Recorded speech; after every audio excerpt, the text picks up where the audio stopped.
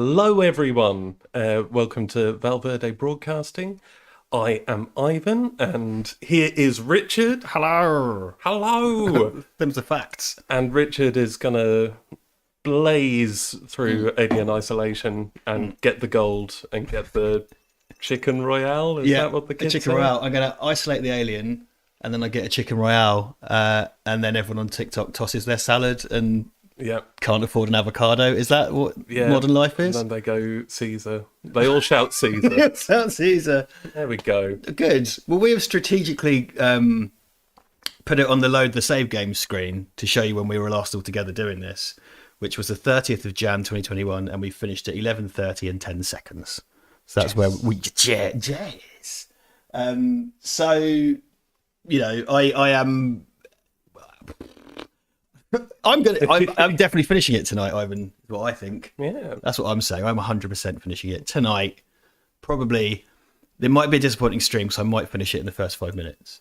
Ooh. And I've changed the difficulty to Triple Nightmare mode, which is a mode that they've made specially for me, having watched the streams. And also Nightmare mode, where you've got that big helmet on. Yes. And I'm telling you where to step. What you can't see is I'm wearing a large helmet and I'm standing on a green screen. And Ivan's called Traegard. And this is a reference for our audience because we're all quite old for the most part. Not everybody. By the way, I know you can't see it, but watch out for Ariadne. Right. Because it's slowly creeping towards you. So there's we've had Nightmare chat on the chat before, though, haven't we? I'm sure we Nightmare talk happens on these streams. Who doesn't want to talk about TV kids show that finished easily 25 years ago? Yeah, they did a comedy revival, didn't they, at the Fringe? Yeah, because Stuart Ashen did a YouTube version of that. He was one of the contestants. It was good because they virtually, I think, because it was an ITV thing and it was all filmed in Norwich. It was always like, I am Paul, 13 years old from Norwich. I am Sarah, 14 years old from Norwich. Or, you know, fucking Yarmouth or whatever. So, yeah, I did see Steve Allen was talking about going down Ladbrokes to put bets on whether or not I'd finish it tonight. Well, I want to know what odds you get out of that.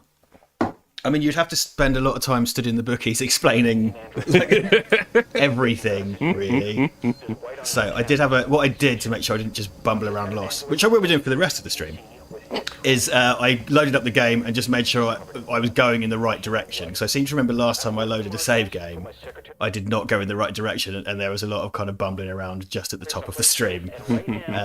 So let's at least go to the lift, which is that's good stuff. Well, I have to say, I'm happy with the chat, how much Nightmare quoting has been going on. There you go. There can only be forward, there is no turning back. Warning, team! There was, because since we're doing this, because Nightmare happened and Nightmare was Nightmare, and then they tried to do, the final season of Nightmare was called, because it was right at the original VR fad. And I think it was called Nightmare 3D or Nightmare VR, and they tried to sort of tie it up with 3D graphics, because I think all the other old stuff was done on Amiga toasters, which is a type of graphics thing, and then they kind of went 3D, and I think they had a 3D Traegard, and it may have been a pilot or something. I've got a feeling Worms T17 knows what I'm talking about and can fill us all in, because that's the kind of thing he's always dead knowledgeable about. But yeah, I'm sure everyone's just waiting with bated breath. As Worms T17 says, Val Verde Broadcasting, be vigilant for xenomorph holes tonight. Those xenomorph holes. Okay, so both these lifts go to the Apollo core, right? So let's think about this. This game is on a cusp because it's one of the, this was an Xbox 360 and an Xbox One game. And even it's a bit too late for that, but it has a kind of old schoolness to it in that it's quite, I've talked about this before, it's quite unforgiving in terms of where you need to go. Because it shows you a map, but it doesn't show you which floor and stuff. And it will quite happily let you, because it's not an open world as such, but it will quite happily let you fuck off in the wrong direction for ages. Every time the lift takes too long to come, it means the alien might come.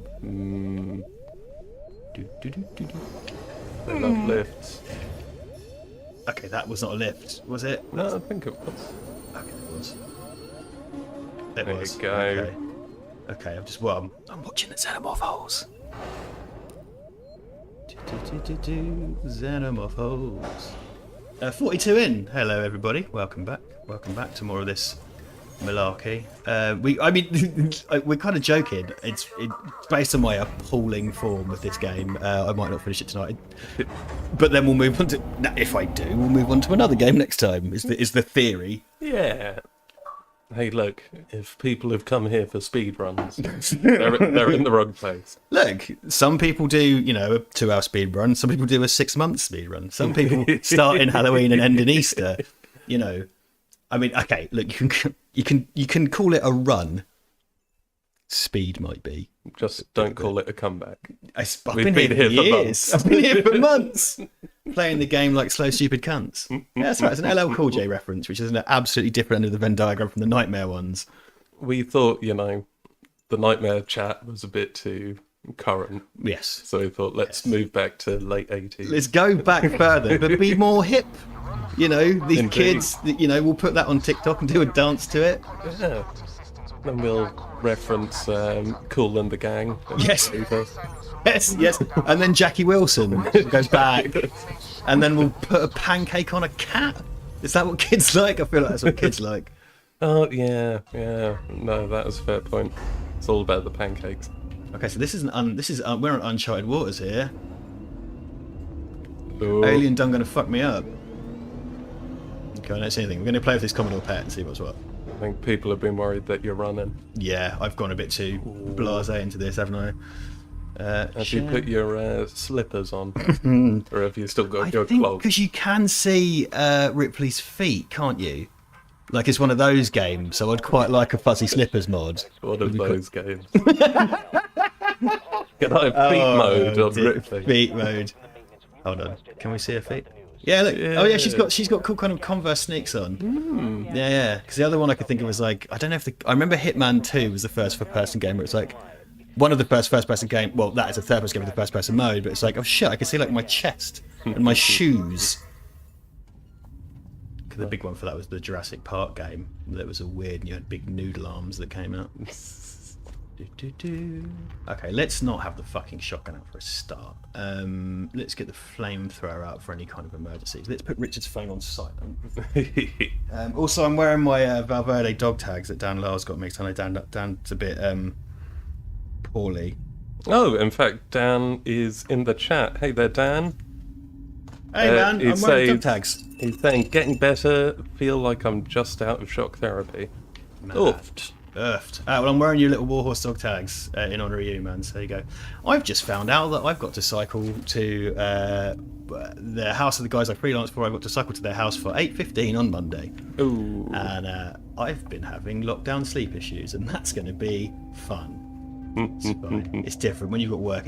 Freelance life. When you've got work, it's different. You just get up for anything and just suffer for it later. Earlier on, I was like, "Oh, I know it's going to be a long day on Monday, but I could go running afterwards." It's like, no, absolutely not. I could go and have a cry afterwards, probably. Right, I don't want to be too loud. Where's Croc mode. I am Snorlax. Indeed. If we could get some sweet crocs filled with Primula cheese.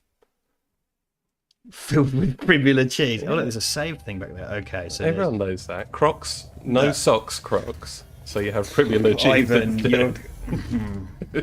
this is making me really uncomfortable. Don't worry, there'll be no more. There's an absolute hard mode, nightmare fuel. Oh, jeez. Well, it is Triple Nightmare. It's true, it's Triple Nightmare. I didn't realise it was a meta game that you had agreed with gathering of developers before. No, that's not who made this. Creative Assembly. This sounds quite similar, doesn't it? No, Creative Assembly. Yeah, I think it's Creative Assembly, isn't it? Right, what am I doing? I'm too busy having top lads pants. Yeah, find a way to the lower floor. So pull a secure transit. That takes me out of here. There's got to be something somewhere. Caspian S, you helped me through Silent Hill. Help me cheat at this.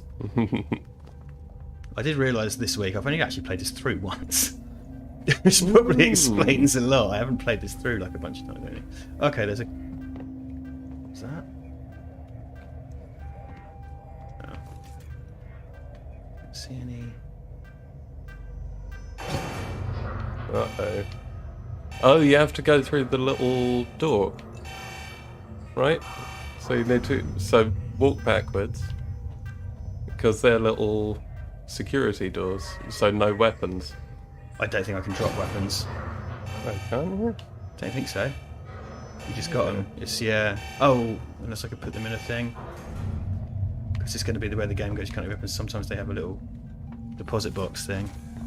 Safety deposit box. Is that...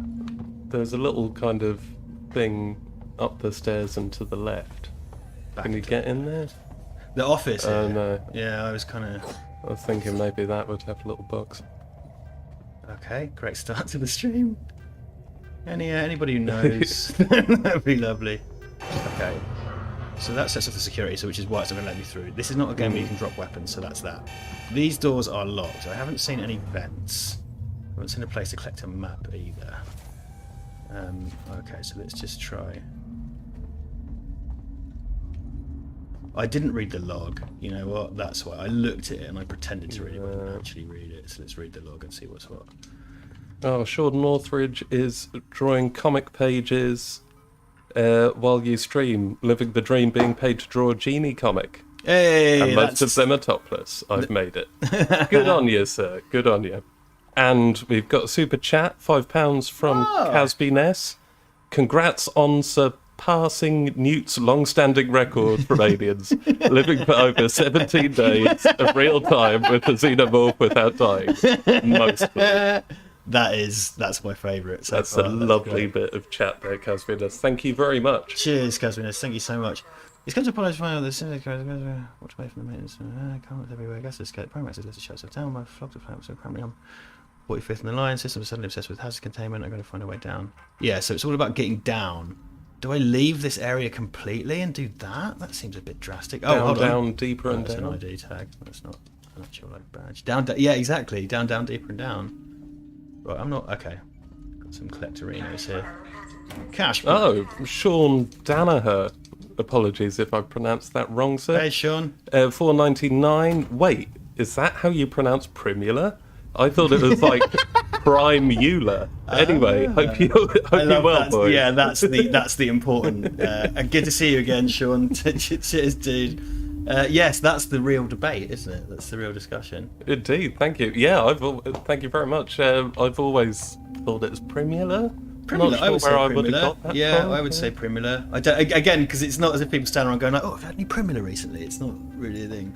It's one of those weird 70s foods that somehow survived. Oh, I'm in Egypt. Oh, there we go. So I mean, the game has this a fairly sort of old school approach in that it doesn't spell anything out for you.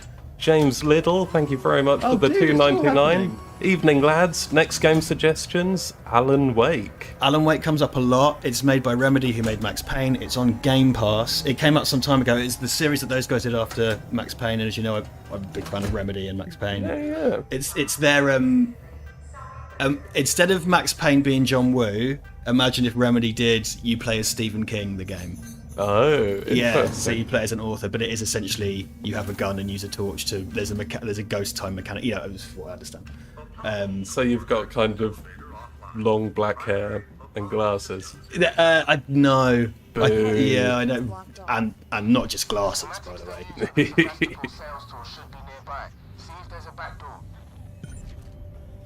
Check the police to scale store schematics. Oh. Okay. Well, these look like schematics. Oh, there you go. There's a big code on that. For where? 4930.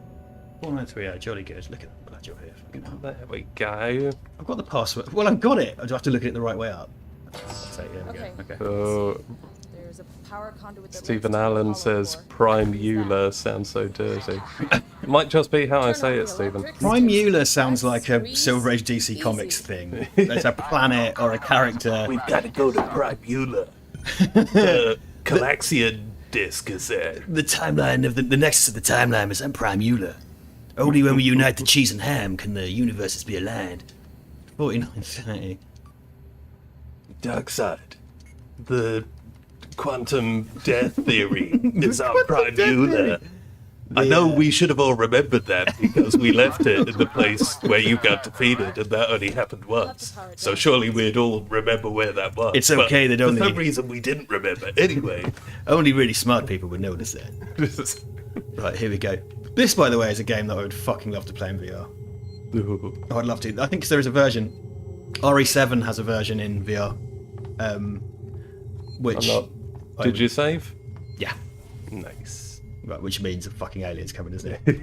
Do, do, do, do, do, do. I'm not sure I'd even played Pong in VR. I mean, that would be weird. That's what the fucking Virtual Boy was like, though, because it was VR, but it was essentially playing 2D games with layers in them. That's Nintendo's kind of Icarus moment, I think. Because loads of us are old enough remember like the original VR because people say now like VR's not ready. You have no idea. like the old school world of VR. Right, how do I craft again? It's been so fucking long.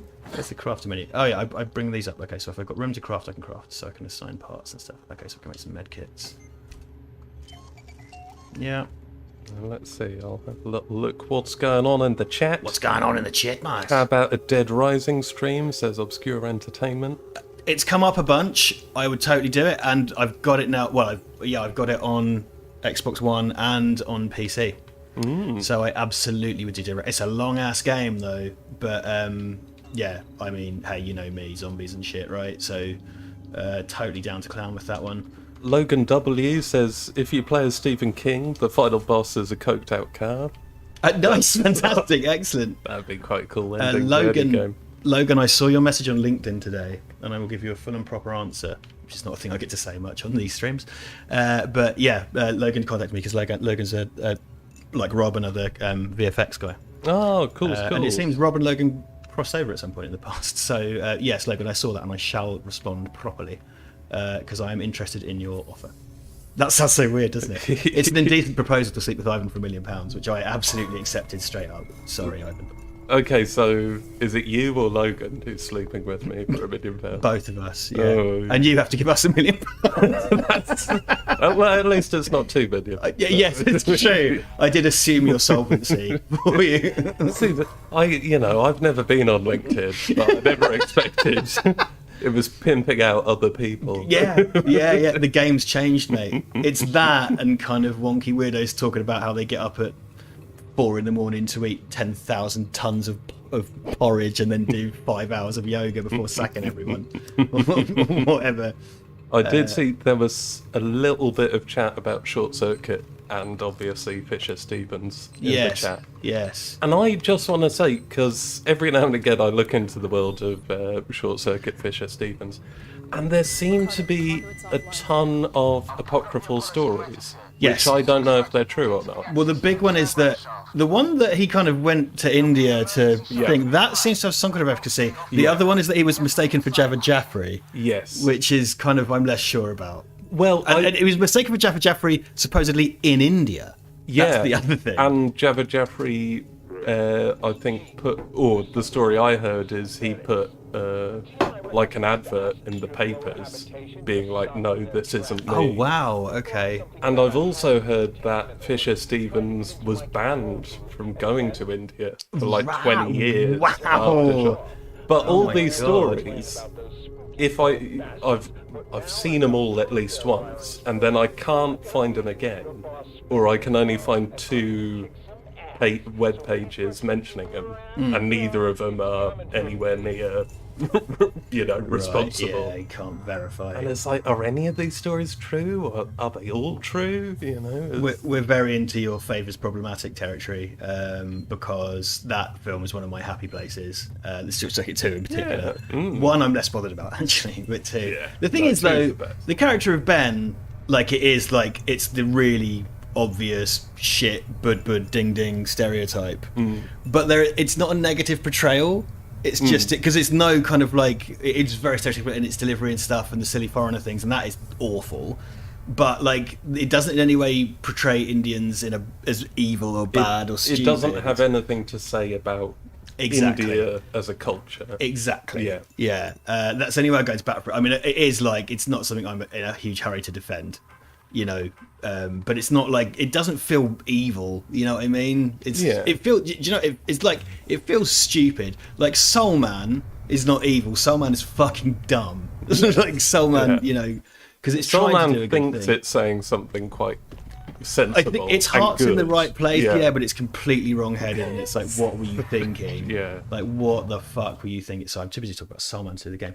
Yeah, I thought, I've got to do 2 of these. Sorry. I found out Fisher Stevens is directing that Justin Timberlake TV series. Is he really? Yeah, Oh, yeah. good for Fisher. It's like, Fisher Stevens is good cool. on him. No, good for him, yeah. Yeah, you know, he might be Piss in up. one of the worst films ever, Movie 42.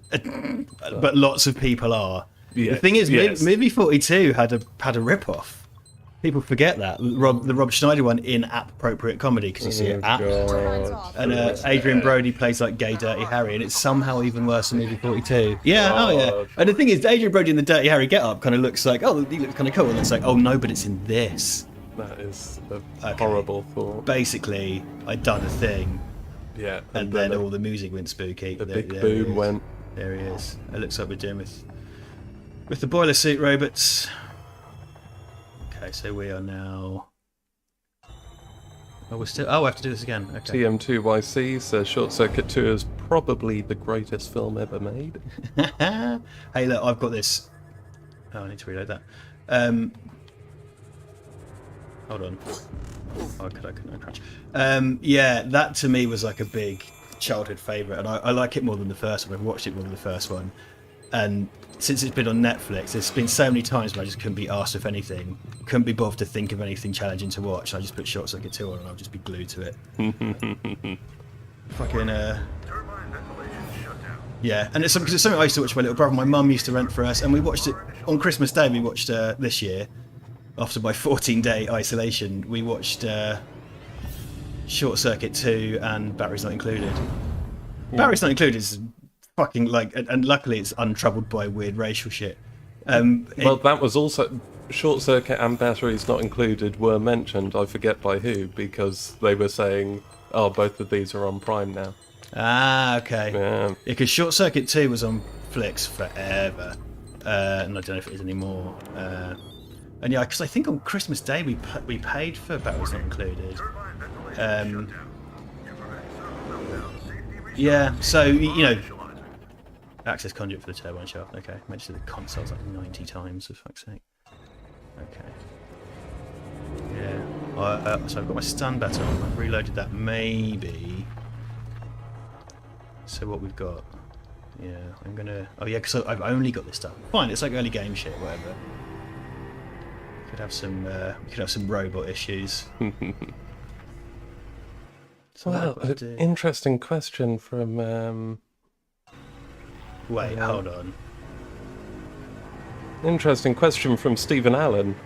Hey Ivan, which do you and Richard think is the better Guy Ritchie film, Lock, Stock or Snatch? Ha! Now, I've only seen Snatch in Spanish. Right. Interesting. Did it have English sub? Yeah. No. I didn't. No, it was in English with Spanish subtitles. Apologies. I think I saw most of it, and I haven't seen Lock, Stock for I think I have to guess, run because 20 it years. Doesn't. Yeah, I've got to run. I saw Snatch was the first 18 I saw in the cinema. Ah. And that's the weird time of. Do you remember when Jason Statham wasn't a martial arts star? Yeah, I saw that was the first 18. We were going to go see Shaft, the Sam Jackson Shaft, because I love Shaft as a teenager. And then like it was like, oh, but my brother was like, oh, I really want to see Snatch, and I kind of went, oh, it's an 18, and I was 1999, so I was like 15, 16. Well, we're the same age, 15, 16. And it was the first 18 I saw in the cinema, so it's got a place in my heart. I don't hold those. I genuinely think they're really interesting, important films in the British movement. I haven't watched either of them in a long time. I've seen both of them a bunch. They're loads of fun. I've gone off the boil with Guy Ritchie. I think Lock, Stock has that interesting indie kind of indie roughness. Even though it's produced by Trudy Styler, it's got Sting in it, and it was made by a public schoolboy. Yes. But Snatch then has that kind of fun. Snatch has the fun kind of Benicio Toro wants to be in it, Brad Pitt wants to be in it, type thing. And they both and it kind of centralises Statham. I don't know. I haven't watched either of them in a long time, but they were films that were very important to me when I was younger. And Snatch has that drum and bass track. Lock, Stock has that drum and bass track by Easy Rollers. Bow, bow, bow, bow. Have we? We've got some super chats. Yeah, please, thank we've you. got Michael Small with £5. Michael, hey man. Thank you very much, sir. He says it wouldn't be an Alien stream without Ivan saying spooky goblin.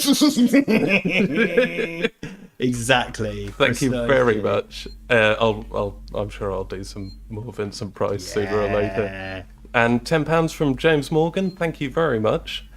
Saying, evening Rich and Ivan, always love your Alien Isolation playthroughs. Do you think, in fact there's a exclamation mark at the end of that. Sorry, I'm doing this all over again. You do you. Evening Richard and Ivan, always love your Alien Isolation playthroughs. Do you think there's a new story to be told in the Alien Predator universe, or should it be left alone for a while? I just think that for a part of that, when you did your exclamation mark, you sounded like Nigel Farage. Yeah, well, I know that's not how you would have done it, but it was quite good. Also, I never watched those because those Alien shorts have been coming out, haven't they? Or they did come out. Which I haven't watched, which I should. This is the thing. I'm very quick to sort of go. I say very quick. It's something I've built up over years of horrible, being like horribly jaded by stuff. But I'm always like, leave it alone. Don't do any more. Every now and then in these kind of universes, oh shit, someone comes along with a voice and does something exciting. And I think the universe is so broad that, sadly, Shane Black wasn't it. On paper, Shane Black was like, oh my God, it looks amazing. It looks like his idea was kind of shit and then Fox fucked with it anyway. But I feel like I was dead against the Blade Runner sequel and I don't even care about Blade Runner that much. And Denis Villeneuve did an amazing job and I actually like it more than the original one. For example... I'd say with like Predator, I'm not sure. I'm like you say. I think if there's someone who's got really canny idea or a beautiful way to do it, there's something there. But with Alien, like off the top of my head, because you've got Alien, obviously you've got your colonies and aliens attack and blah blah blah. What about resource-rich planet covered in xenomorphs? And kind of industrialized, don't really want to say genocide, but industrialized wiping out xenomorphs to, for a resource-rich planet. So I don't know, you nuke it from air, and then you've got Marines coming down just to kind of sweep through. And there you go. It's just pitched an idea right there. I think that's something. But it's so broad. I mean, that's the thing. It's so broad to just. I used to be kind of like, yeah, just don't. I think if someone with a unique voice can come and do it. Cool, and I think because something Duncan and I have said a lot is like Predator is a thing, and you could argue the same for Alien, and maybe I'm just wrong, but Predator is a thing where Predator is a cool monster. It's not really much more than that. It's a really it's not cool a universe monster. where Aliens is a universe. And again, the right voice maybe, but so what am I doing? I'm going. Well, that's the thing. Yeah, if someone does kind of great action stuff, fantastic. If you're going to make a sweet action movie with the Predator in it, wonderful. We've got some more super chats. Thank you very much, guys. Annalise Moskland says, "Evening, guys. Question: favorite drunk night movie?" Well, that's the husband-wife team of Michael and Annalise. God bless. Thank you. Indeed. Yeah. Hey there, guys. Annalise, just so you know, it's been a long road. Getting from there to here. Oh, that's a long road. That's me. But my time spent. That's me. That's what I do to the poor woman for giving us money. Favourite drunk night movie, Ivan? Well, we have a lot. I think. And the one I'm going to go for here. I think I know, but go on. Okay, give me a letter. G. Ooh. Yeah, because now you know what I'm talking about, right? No, I don't. Oh yeah, yes you do. I'm sure. Give me another letter. Ah. Grr. Dude, what are you doing? What are you talking about? Grr. Gremlins 2. Oh, of course. Yeah. What were you going to say? The Business. Oh! One of me and Ivan's favourite nights was watching The Business and Terminator 2 back to back. That's the thing.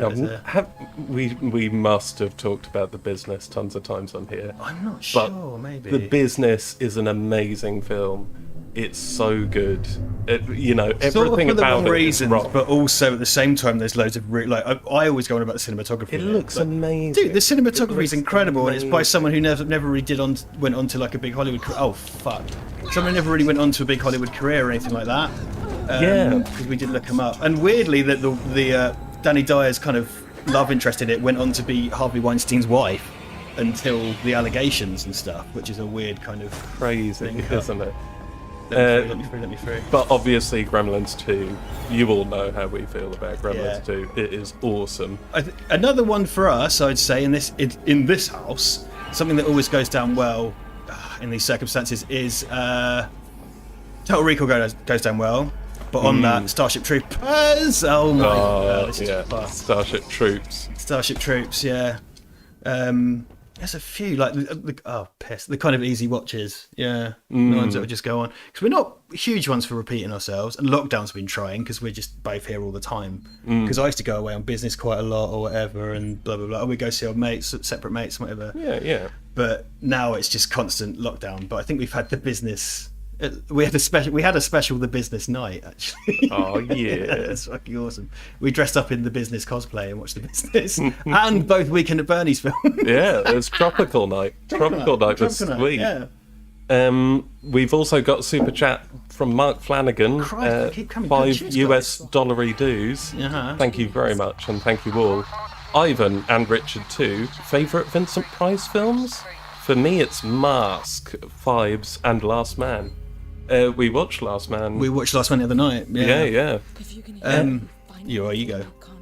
I don't know. For me, there's a lot more Vincent Price I should have seen, but there is, sadly, in fact, I might try and find the name. I will find the name of it in a bit.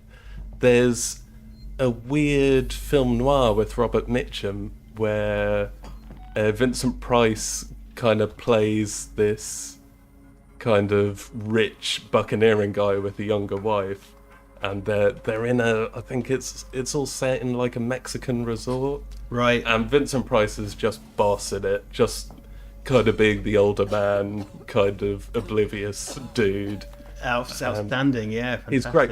I'm going to want to get the gas mask, by the way, just to save us doing this again. Good shout. But I would say this isn't a film, but something from Vincent Price which I love is, for BBC Radio, he did a series called The Price of Fear, which is just all one-off horror stories narrated by Vincent Price, and I think he's always a character in them as well, and so it's always stuff like, I was on the train one day, and pulling into Manchester, I met a rather nervous man who seemed quite worried.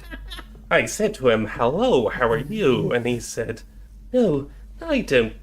No, I'm keeping the Price voice there. I don't know. Could you help me lift my bag, 'cause I'm so weak?" "Why, of course, sir. No problem." And they're great. They're just lovely little, classic BBC, one-off drama stuff. And they're great. If you're in Britain, you can hear them on iPlayer. Actually, iPlayer Radio, I think, is open to everyone. Oh, is it? I think the radio stuff's open to everyone. I guess if they're going to operate the World Service, they and they're on heavy rotation, so they come along a lot of the time. Oh, nice. Oh, good. For me, so Last One on Earth we had on the other day, because I became a massive I Am Legend fiend as a teenager because George Romero told me to do it. Not directly. But he did. In your sleep. In my sleep, yeah. So we watched the Omega Man last night as well, by the way. But I was at Last Man on Earth. House on Haunted Hill, another one. Dr. Pibes. Oh, shit. I don't know if there's anywhere to hide, that's the issue. Dr. Pibes. Theatre of Blood, though. I love Theatre of Blood. Like the insane fucking campery of Theatre of Blood. I love it. And it's got that British kind of hammery thing to it. But also for us as well. And it's quite a small part, but Dead Heat. He's awesome in Dead Heat. You're taking the piss calling it a fucking Vincent Price movie, though. That's the only issue, I think. Pit and the Pendulum as well. Pit and the Pendulum, yeah, all the Corman stuff, man. Oh my god, this is the thing. There's no lockers and stuff. And that noir film is His Kind of Woman, 1951. Oh, there is a locker. Shit. Okay. Okay, I need to stun these fuckers and hide in a locker. Stun them, boys. Stun them. MP mine. 61 in the chat. Thank you all for joining us here on this very Saturday of March. So let's call it Smarch. Smarch, lousy Smarch weather. Oh shit, oh, these guys are all over me. Don't tell me to not run, you creepos. Running causes accidents. That stings. Oh, these guys are armoured or something.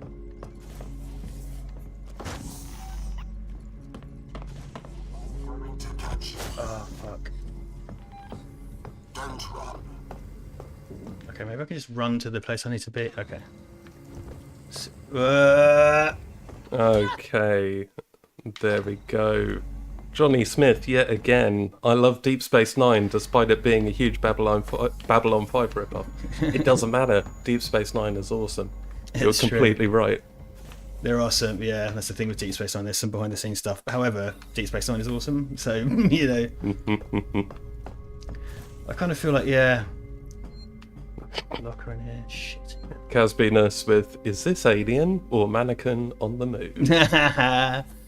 I don't feel like I've done it. It's been a long time since I've done a Mannequin on the Move reference. I absolutely overloaded the risky. The thing is a risky quiz this. So the last one we did was obviously Stephen came in and Duncan, and Stephen's a fan, but I misjudged the energy a little bit. Stephen's a fan, whereas Duncan's the victim. So Duncan is aware of the tricks, but he's mostly just sort of browbeaten by the whole experience. Whereas Stephen was waiting for me to drop Duncan checks in, Mannequin on the Move. So anything because when I write them, I'm always really conscious of what I put in whose side, because my thing is like, if I'm going to do a Doctor Who question, I'll put it in that example. So when we do it with Oliver, if I was doing like a Superman one, I put it in Duncan's side, and if I was doing perhaps a James Bond, I put it in Ollie's side, because he played to the opposite of their strengths. The other person, the chemistry of the person knows the answer. So for that one, it's kind of like, yeah, well, I put anything kind of Doctor Who. If it turns out after the fact to be Doctor Who kind of tangential, goes to Duncan. If it's a Bondy thing, give it to Stephen. And that kind of worked. But the issue... Oh my god. The issue was that... Oh shit. Oh fuck, he was right there. Yeah, but the issue was like Stephen was too... I need to come up with more jokes, basically. It's the issue. I think my best one ever was like... I did a Japanese translation to... Dunstan checks in being a remake of a Takeshi Kitano film, and it was such a long-winded question. They were both kind of like, I think that might be real. It's kind of, I read out like it was like good night to you, honourable orangutan-san, or something, but in Japanese, and it kind of went over surprisingly well. Okay, so where are we going now? Search the left server bank. Okay. Oh, John Doe says, pretend you're a robot. That's a good shout. If I had a microphone like in the Dreamcast game Seaman, I could say beep boop. I had apologies if I've mentioned this before, but as a kid I received a Seaman Christmas postcard. Interesting. Which had Seaman, I think, in a Christmas hat surrounded by a wreath. Right. And I think it said something like, for beautiful Seaman life. That was great. I had that on my wall for a long on the door of my childhood bedroom for quite a long time. Fantastic. Yeah. Very good. See. But being a kid in Britain, I'm not sure if I even knew what Seaman was. Yeah, because it's one of those things that didn't have much traction. Not really, no. Yeah. So it's just like, what's this man-faced fish called Seaman? This is hilarious. Well, we live in a world now when you get a weird thing from a different culture, you just look it up. But otherwise, they would just exist. They would rent room in your head for decades. Just like, I don't know what this means. Oh, Ross Sanders is off. Oh, I see you, Ross. Take care, Ross. I see Rob just turned up, did he? Oh, Micah Brooks is here. Hey, Micah. Yeah, sorry, we haven't been good with the highs, everyone. Lovely to have you all here. How many now? 64? Yeah, 64. Jolly good. Welcome aboard, guys. Welcome aboard. This is the problem with this. You really have to focus on a lot of these games. And if it's a game you know, like Resident Evil 2, I could just talk over all day. It's a game where you really have to focus. You're talking about Nightmare. And then it's like, oh no, why are loads of robots trying to kill me? Oh, right, okay. Okay. search the left server bank console. So there are robots in here. If I power these up, one of them should give me access to Apollo's security banks. I think Annalise speaks for all of us by saying, how have I watched every one of these streams and still have no idea how this game works? I don't know what you're talking about, Annalise. It's been rigorously explained by myself and Ivan, by which I mean I've sort of horrendously bumbled around. Okay, there's one in here. Oh, Rob Myers. Just had my first Zoom funeral today. Lost my Rob. favourite aunt. Oh, Rob, Jesus. Sorry man. to hear that, Rob. I pimp it every time. Rob did a great video with Duncan talking about his work in the VFX industry and stuff, so do go check that out. It's on the channel, and yeah, big condolences to you, Rob. That's dreadful. Okay, so we've now got the fucking can I turn these on? Oh, has it gone off because I've got alerted? Shit. Oh no, I've got to go to the other one. Okay, fine. Yeah, I've opened the tunnels, so that's something. Yeah, come and get it, dickheads. Metal Gear. Go in the bumhole, go in the bumhole, go in the bumhole. I didn't have time. I really wanted to do like a sort of funny trailer for this stream.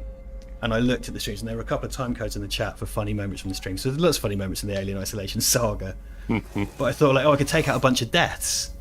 But I just didn't have time this week because I wanted to do like a da da da da da da da with all the deaths. I just didn't have time because even though I died a lot, each one has like a good 7 minutes. But you know, when I'm dying frequently, there's like a 7 minute, 8 minute, 9 minute, 10 minute gap between them.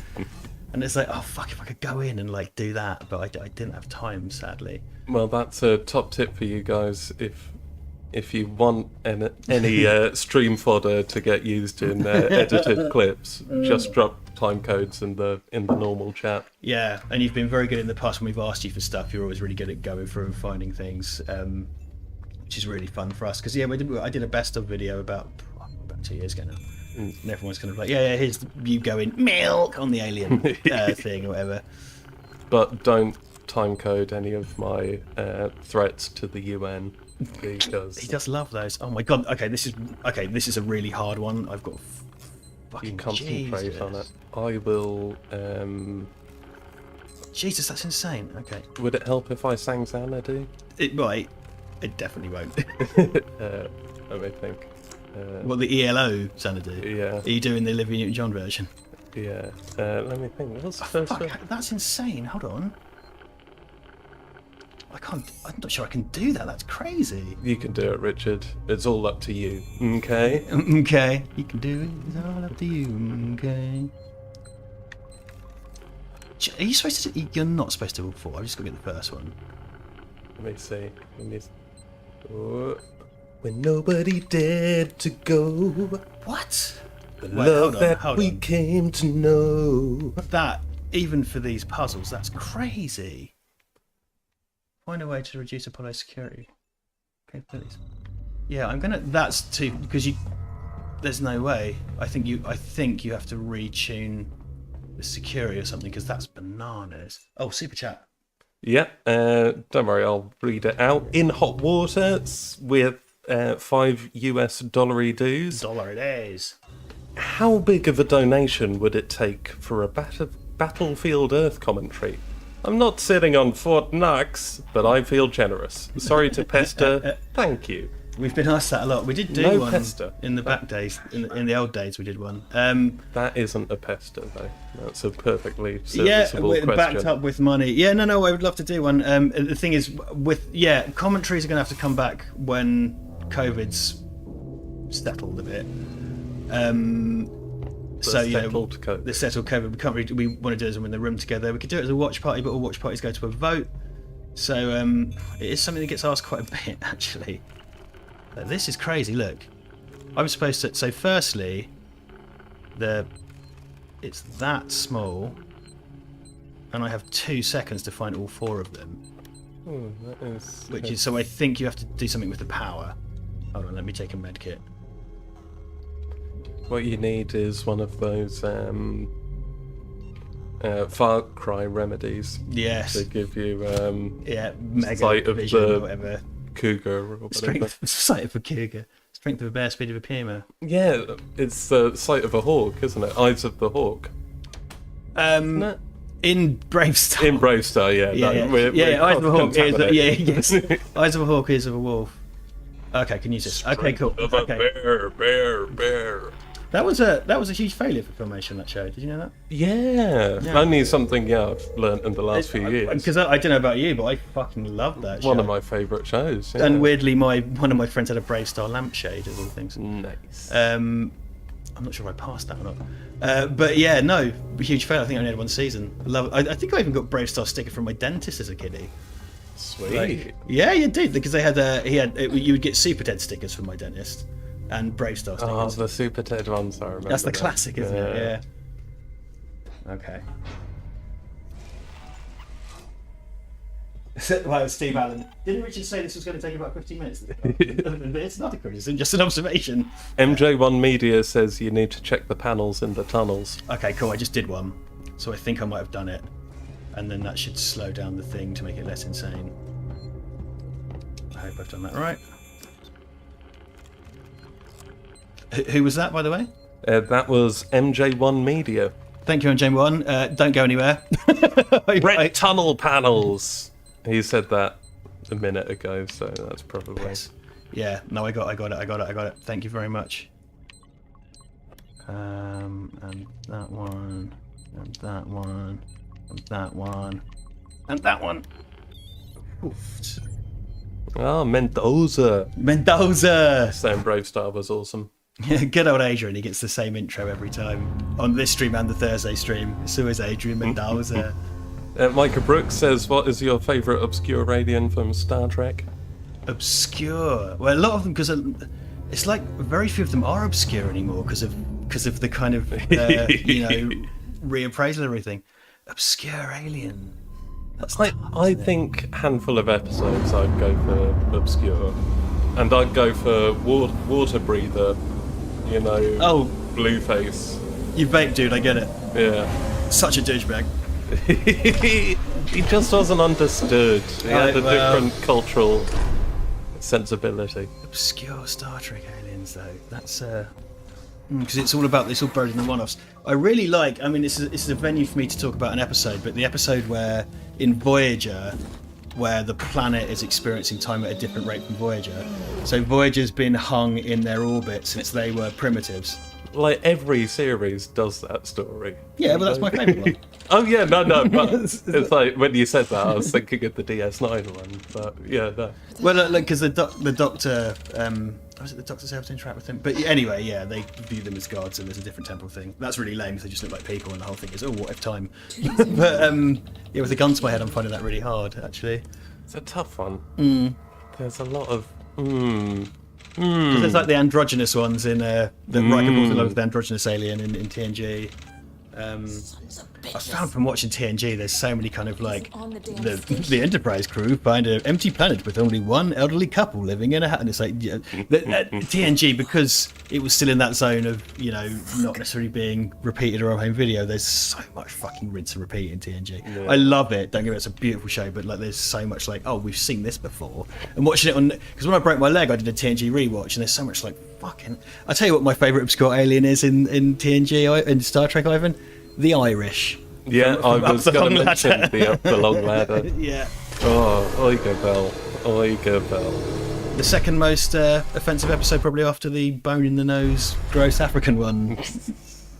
It's called, I can't remember, it's called like Duty and Honour or some shit like that. I've got to go beneath the core.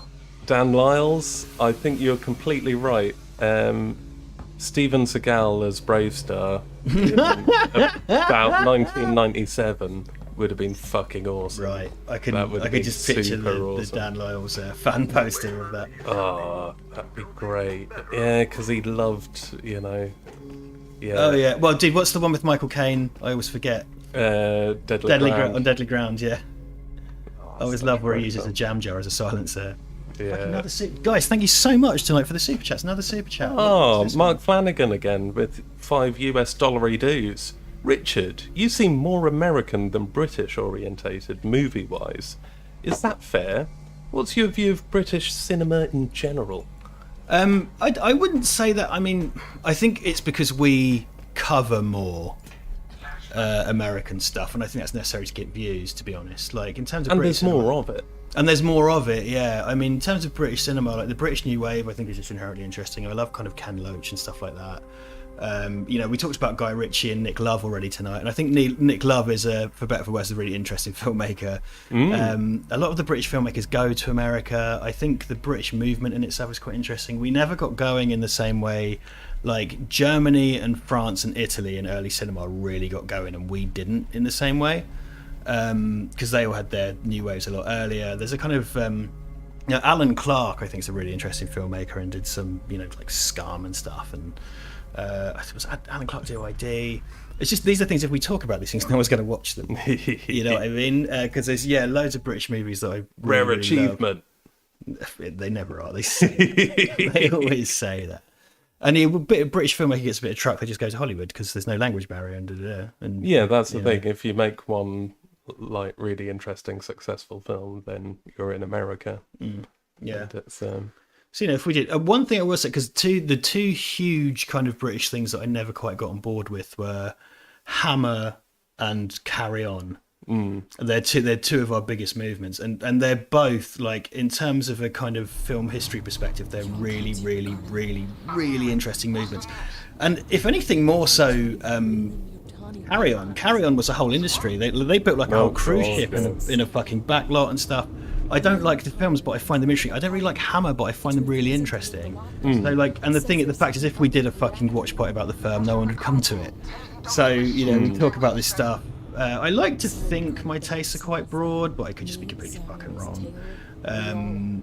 But yeah, there's a lot to talk about there. I just don't think, sadly, as a kind of YouTube side, no one would watch it if we talked about it. well, it depends. There are films, and yeah, we've got another super chat in. But there's stuff like, well, it wouldn't be fun for a watch along, but there's stuff like Dead Man's Shoes, Yes. which is definitely very, Yeah. you know, that's a great Yeah. film. And This which Is England, and Shane. Oh God, that's going Meadows. Shane Meadows, amazing filmmaker, really interesting filmmaker, and there's a lot goes on in the British movement that's not talked about, and I think it's kind of underrepresented at the moment. That's another fucking Restore Power bit, but it's just not good YouTube fodder. You know, people. I know I don't like talking about Terminator all the time, and it does happen, but it gets clicks. But sadly, there's some stuff we'd like to talk about that doesn't get views. Like Duncan Rule and I talked about the Whistle and I'm Come to You, the M.R. James adaptation, and it's one of our worst performing videos ever. I would never undo that. I would never not do that video. I'd never remove that, like, with a time machine. I'm really glad we did that, but the fact is, it just doesn't make sense to make them because no one watches them. But I'm always glad we do them. We just can't do them that often. is the bottom line. Indeed. You know, so I think In Hot Water, with the $2 super chat, actress who played Kess has a scary mugshot. Meh? Question mark. Wasn't Kess the bird? Yeah, Kess is the falcon as far as Kess is the I'm falcon. as far as concerned. But I'm intrigued. I assume that means the kid in Kess. There's another one. Yeah, Doohicker Donald with £5, thank you very much, saying, "Thanks, brave warriors. Give that alien hell." Oh, God bless. Thank you guys for the super chats tonight. We don't really expect them, particularly on the gaming streams and stuff. It's been really sweet, so thank you so much. No, yeah, much appreciated. It will keep us in Iron Brew. Iron Brew and mayonnaise. I am drinking Iron Brew and vodka tonight. That's. I'm drinking shots of mayonnaise. Did you know what makes me unhappy? Oh God, I just needed a retch. You know, like when you leave mayonnaise out and like it seems to me, and I've never allowed this to happen. And keep in mind, I worked in catering for a decade. If you leave mayonnaise out for long enough, it will eventually all go clear. Yeah, it clarifies. That's because all the ghosts seep out. The ghost semen? No, ghosts seep out. Oh, the ghost seep out. Because mayonnaise, you Right. get ghosts, and you fix them in olive oil. Right. And that's what makes them white. You bind it with egg, right? Yeah, well, the egg and the olive oil bind to encapsulate the ghost, which is the whiteness of mayonnaise. Say what you like about the French. They know how to make a condiment. They know how to capture ghosts. Say what you like about the French, but they ain't afraid of no ghost. Yeah, you know, Oh shit. École de Phantasm. Teachers. That's the French nationalised ghost school. Yeah. That's the government-funded school, so that people can learn all the best techniques for containing ghosts. Without wanting to be horribly boring, I did used to, when in my language school days, used to cooperate with the French National Air Traffic Control School. I used to organise trips to them to the local airport and stuff. So I'm filming at the airport at the moment, and I've just been the client I've been talking to about like, oh, he's a weirdo. He used to come here back in the day for a completely different reason. And I was always like, oh, the French national, as in nationalised government-funded air traffic control school. You have one of those. That's neat. So yeah, the really, really important job. like you government fund that. That's kind of neat. Back in the day. Right. So I need to get over there somehow. Oh.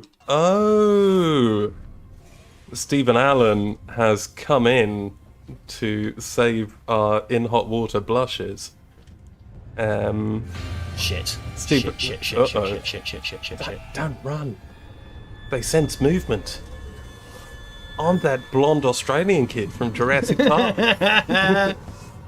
It can smell you moving, mate. Mate, you're running a real lot, I have to say. Get in the pipe, I'm good. Ooh. So, Stephen Allen says it was meant to be Cass from Star Trek Voyager. Oh, right. There we go. Right. Oh, no, dude, she's had a rough... Yeah, It all rings a bell now. Yeah. So, sorry, in hot water, we completely lost. Because bless her, like, don't get me wrong, like, Voyager gets better when 709 comes in, but it's at the expense of poor old fucking Cass, because she just gets... Because, like, I love it, like, 709 turns up, and then Kes goes, I feel funny. And then the next episode, Kes goes, bye! And then that's... I turn into a force bird that or was something? that was always her kind of thing. Yeah. She was conceived as like a mayfly, so the idea was she had a really short lifespan. So it was always kind of baked in.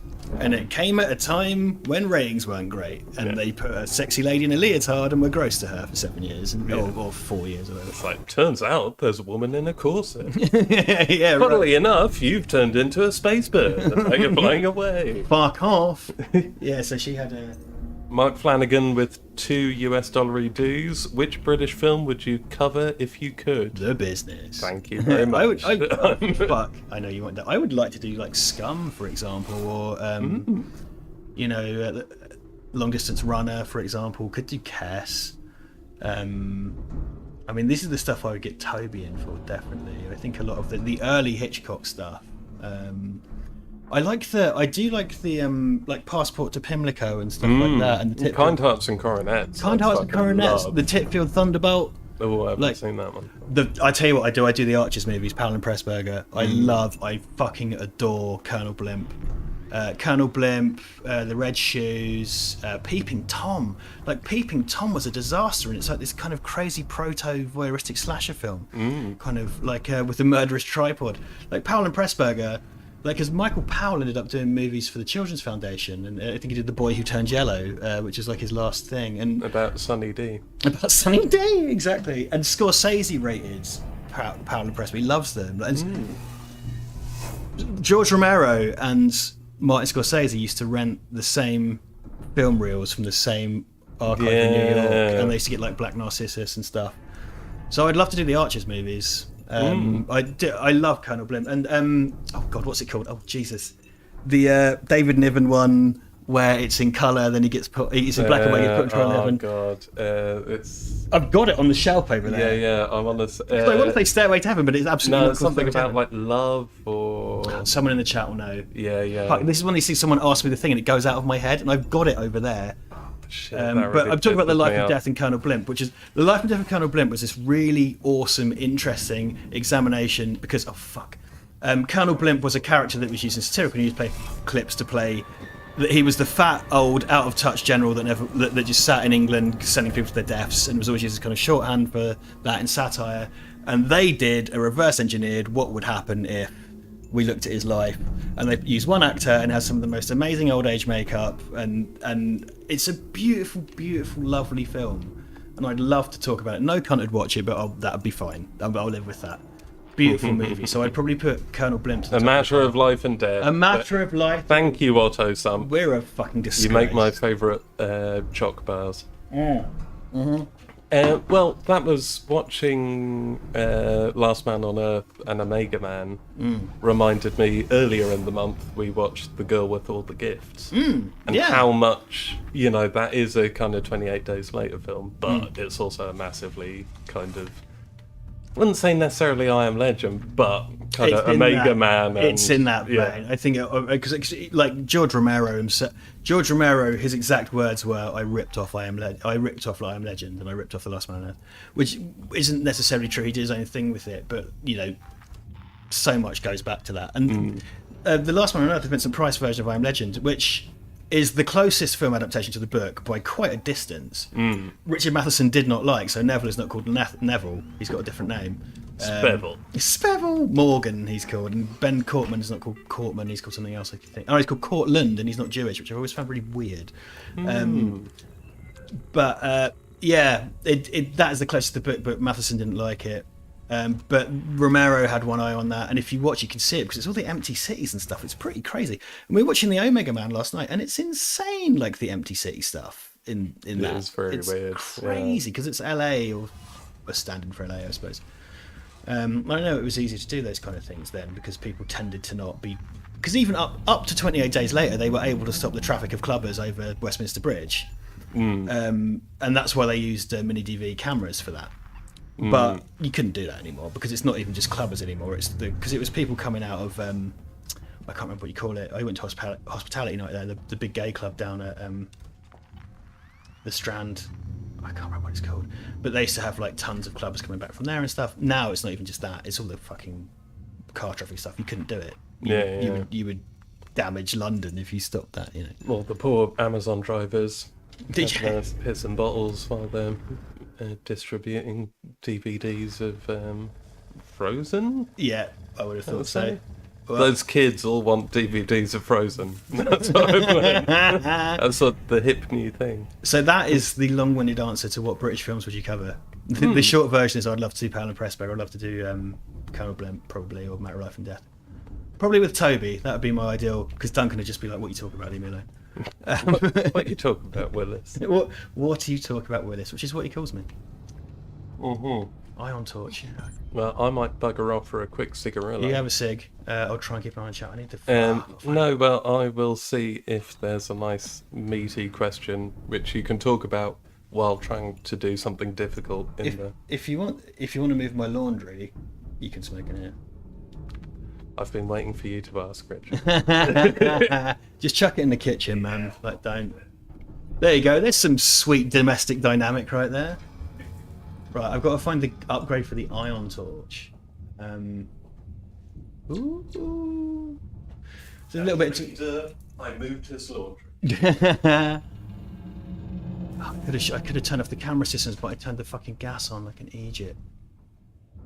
The gas on. Calorgus. That's a good name for an alien. I am Calorgus. Us Butanians. Calorgus. Whenever- King of the Butanians. Whenever I hear butane, my brain always goes, butane is a bastard gas. Which is my bad Texan accent for Hank Hill. Hank Hill is so pure. He is. That was. I remember. I remember laughing my fucking head off at that when I was really young. Butane is a bastard gas. I can't wait for. Hang on. Yeah, she's getting hurt. What? Yeah. There's a Androidicus. Yeah. Androidicus. Oh. Yeah, sorry. Oh, this clown can eat Stunbass on. I can't wait for Zoomers to rediscover Hank Hill and realise what a great dude he I is. feel like they're getting exposed to his memes. I hope so. Stephen Allen, to be honest, Omega Man is the best film that captures Neville losing his sanity. Like, he is going proper bonkers by the end. Yeah, it really does. And I think it's one of these things, that's one of the films that taught me, because I used to be that kid who was always like, they change everything, it doesn't work, they change everything, it's nothing like the book. And I remember I did an adaptation class at uni with Judy Metlis, I think, because Toby was like, I was talking about adaptation once. Toby was like, did I teach you adaptation? I was like, no. Because he happened not to. But I think it was Judy Metlis taught me adaptation. And we had to adapt things to a script. And I adapted, who's the fourth League of Gentlemen, the writer? Dyson, Jeremy Dyson. Jeremy Dyson's book of short stories, Never Trust a Rabbit. Oh, okay. I adapted his one about the tube, a really cool story about the tube. I adapted that. And she really taught me about, like, it's not necessarily about copying the source material one-to-one. It's about getting the motivation, the mood, the feelings and the spirit of it. And you can just try and make that work in a film, or you can adapt it to work. Oh, there he is. You can adapt it to work in a film, or you can do your own thing as long as it keeps the feeling of it. And the Omega Man really does. And then the Will Smith I Am Legend essentially remakes the Omega Man and is one step removed and sort of just doesn't quite get it. Because if you watch Omega Man and watch the Will Smith I Am Legend, film is a remake of that film. It's not an adaptation of the book, really. Do I have to go in that room? There's a kind of box. I thought I turned the fucking... Okay, I guess that robot caught me before I could turn the cameras off. Worms T17 brings up a sore point, no pun intended. How's your eye going now, Jackson? I meant to tell you, actually, because I warned Ivan earlier, like, you might need to read the chat. No, it's better now, mate, thank you. I picked up some eye drops in the pharmacy last night, and there we go. What's that? I picked up some eye drops last night, and today I woke up and it was feeling kind of better, so I've got both lenses in, so I've got... double lenser. Oh, fuck's sake. Yeah, double lensing today. Bleep bloop. Bleep bloop. Hello, Ripley. Bleep bloop. Stop being naughty. It's my party, Ripley. Come and give me a party hug. I can cry if I want to. I got medkit. Androids always think it's their part. I know. Idiots. Bless them, dumb idiots. That was the problem with the Model 8. Right. They always thought it was their party. It was their party. And then they'd get angry if it wasn't their party. That's the thing, I can't remember the proper models for the androids. I should remember. You know, like when Bishop goes, oh yeah, the model, blah blah.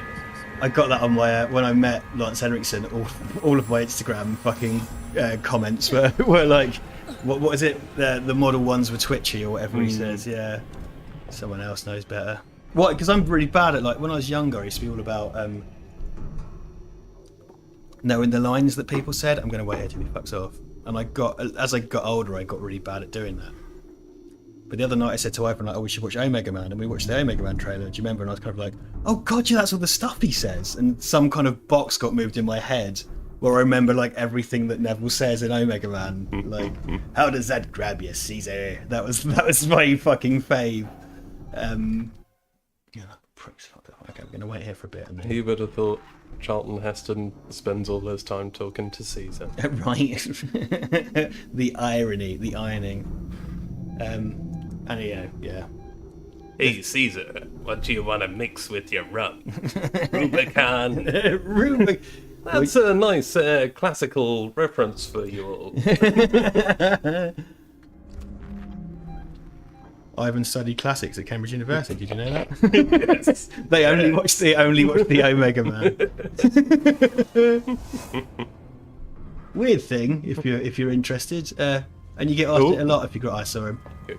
You get asked it a lot if you grew up here. Neither of us went to Cambridge University because no one from Cambridge does. Yeah, Here it is. Ah, fuck. The better question is, how many people do you know from Cambridge in your generation who went to Cambridge? Yeah. I met one. I don't know him because I met him, I think, once. But put it this way, I heard tell that someone from our year went to Cambridge. And that's how it goes, people. Yeah, I heard tell that one person from our year went to Cambridge. That's the best I can give you. And we have this weird thing that, like, Cambridge has the only state sixth form that theoretically feeds into Oxbridge is here, and that state sixth form has a lot of barriers to entry, and they're quite, and also barriers to staying in. Yes, that's the main thing. About 2 or 3 years there was a news story about, I won't name it, but such and such sixth form college kicks people out if they're not doing well enough. Yeah. And it's like, Everyone who grew up here knows that because Yeah. we all knew someone who went to yeah, that. 15 years ago, no, 20 years ago when we were in sixth form, we knew that was happening. How is this a news story? I'll tell you a trivia. Olivia Newton-John's dad was the master of that college before the days of being sixth form, because we had the kind of college for girls, college for boys, blah, blah, blah. Her dad was the master of that sixth form, and I think... I'm not sure if she went to that as a girls' school. She might have gone to what was our school, which was Netherhall. Because our school was called Netherhall, and, we had the upper school and the lower school. One was the boys' school and one was the girls' school in the old day. And I think she went to one of those, but Olivia Newton-John's dad... Oh, God. Olivia Newton-John's dad was the master of that school. I'm here to open cabinets. I love there's a button to hold your breath, and I can't remember what it is. You won't need it for him, though, will you? I think that'll come up with Amy. Oh, he heard. Did he hear the squeaky boy? I did the thing. Poor error, as Worm says. MJ1 Media's off to work. Take care. Good, take care. I don't know where you are, wherever you are in the world, even if it's here, especially if it's here. Guessing it's late, America. America. There's a couple of we've got a couple of Aussie Val Verdeans. Oh, this flaps.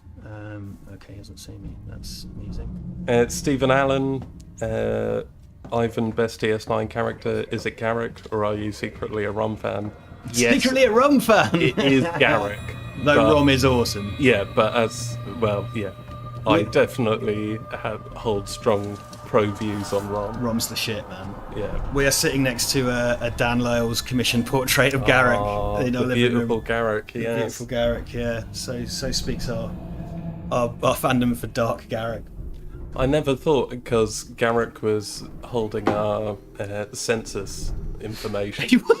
And just to clarify that, it's a kind of frame that has enough room to tuck some paper into. Yeah. And it's a thing that's visible in our eye line when we watch TV, so something of priority goes in the Garrick frame. Well, I never realised how insidious that was, to have Garrick with the census information. Oh, yeah, wonderful Dan Lyle's work on the Garrick there. It's beautiful. We've got two Dan Lyle's on our wall. Got the one, the Judge Jackson versus Dawn of the Dead, and Garrick.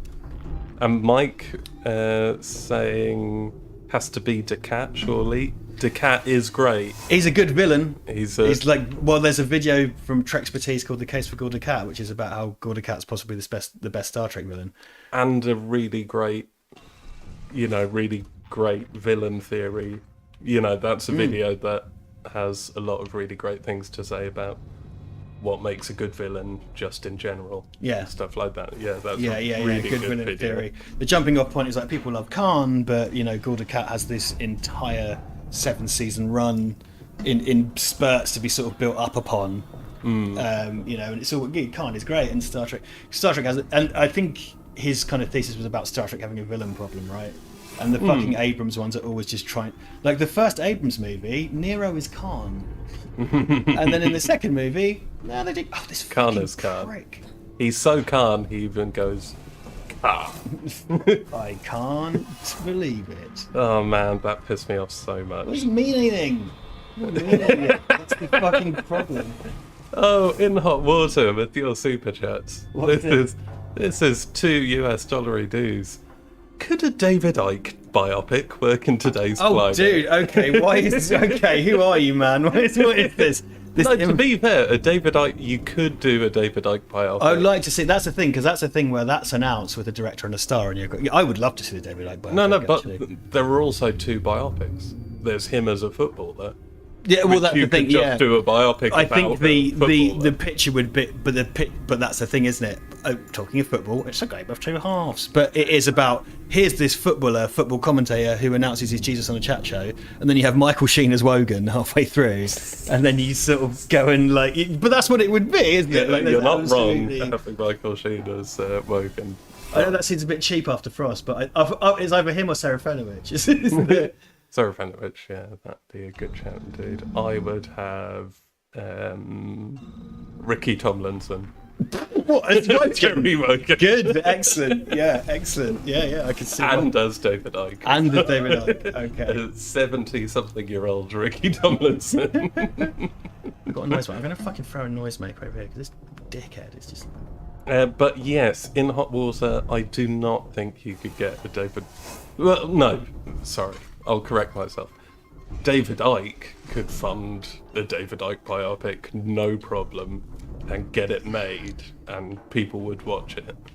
But in the non-David Icke world, exactly, Yeah. it's what you expect the David Icke biopic to be.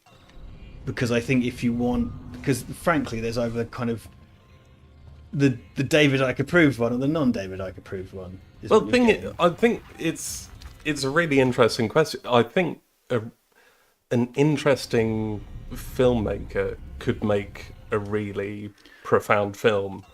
You could make a really interesting David Icke biopic, which is full of ambiguity, which would, which I think would be really interesting. But no one is gonna. Well, because this is the thing, because someone could make the super tabloid one. There are so many takes on it. I mean, because I think the last thing you want of any of these is a thing that's approved by the person themselves. Because like the fucking Biggie one that was made by fucking,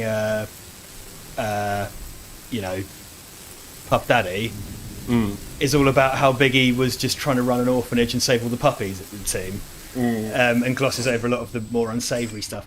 And the NWA one, everybody really likes, and I was a huge fan of NWA as a teenager. But when it's got like Dre's son in it and Ice Cube and Dre reconciled to produce it, it's like, you shouldn't be anywhere near this. Yeah, especially some of the terrible things they did. Yeah, It's precisely. like, well, Because the thing is about gangster rap as well. Sorry to derail, but the thing about gangster rap, like, it's all about it's crime narrative. It's no more real than like Raymond Chandler and stuff. Oh yeah, yeah. But also, when a bunch of them did real bad stuff, yeah, like Dre that's did all some the like real really awful stories. stuff, and then Dre's producing it, and it's kind of like, well, I'm not sure how I feel about this actually. Like, sweet save point. you need to have that kind of objective view, and there's no such thing as an objective biopic. Don't be insane. You're literally fabricating dialogue and situations constantly to play into the narrative. But And it's like with the Queen one as well. It's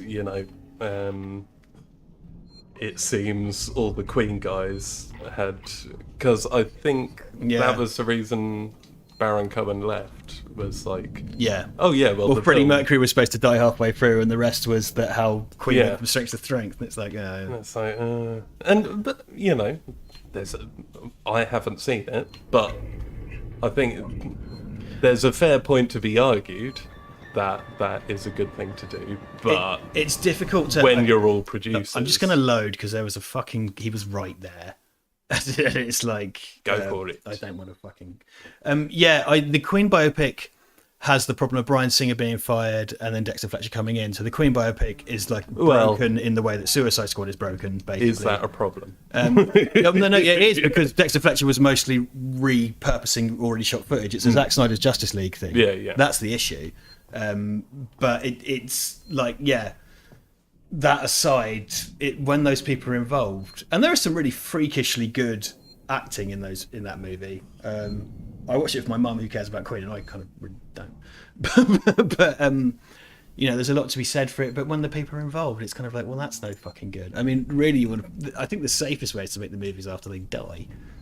I think kind of caveats involved, but arguably Queen are one of the more wholesome bands you could be.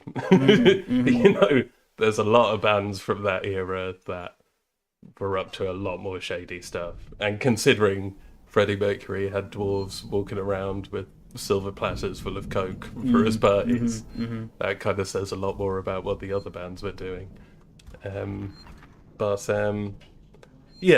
Definitely having these people involved in these things is a bit weird. But I can't wait for the Status Quo movie. I'm at the Quo. The Quo. They stayed at the hotel.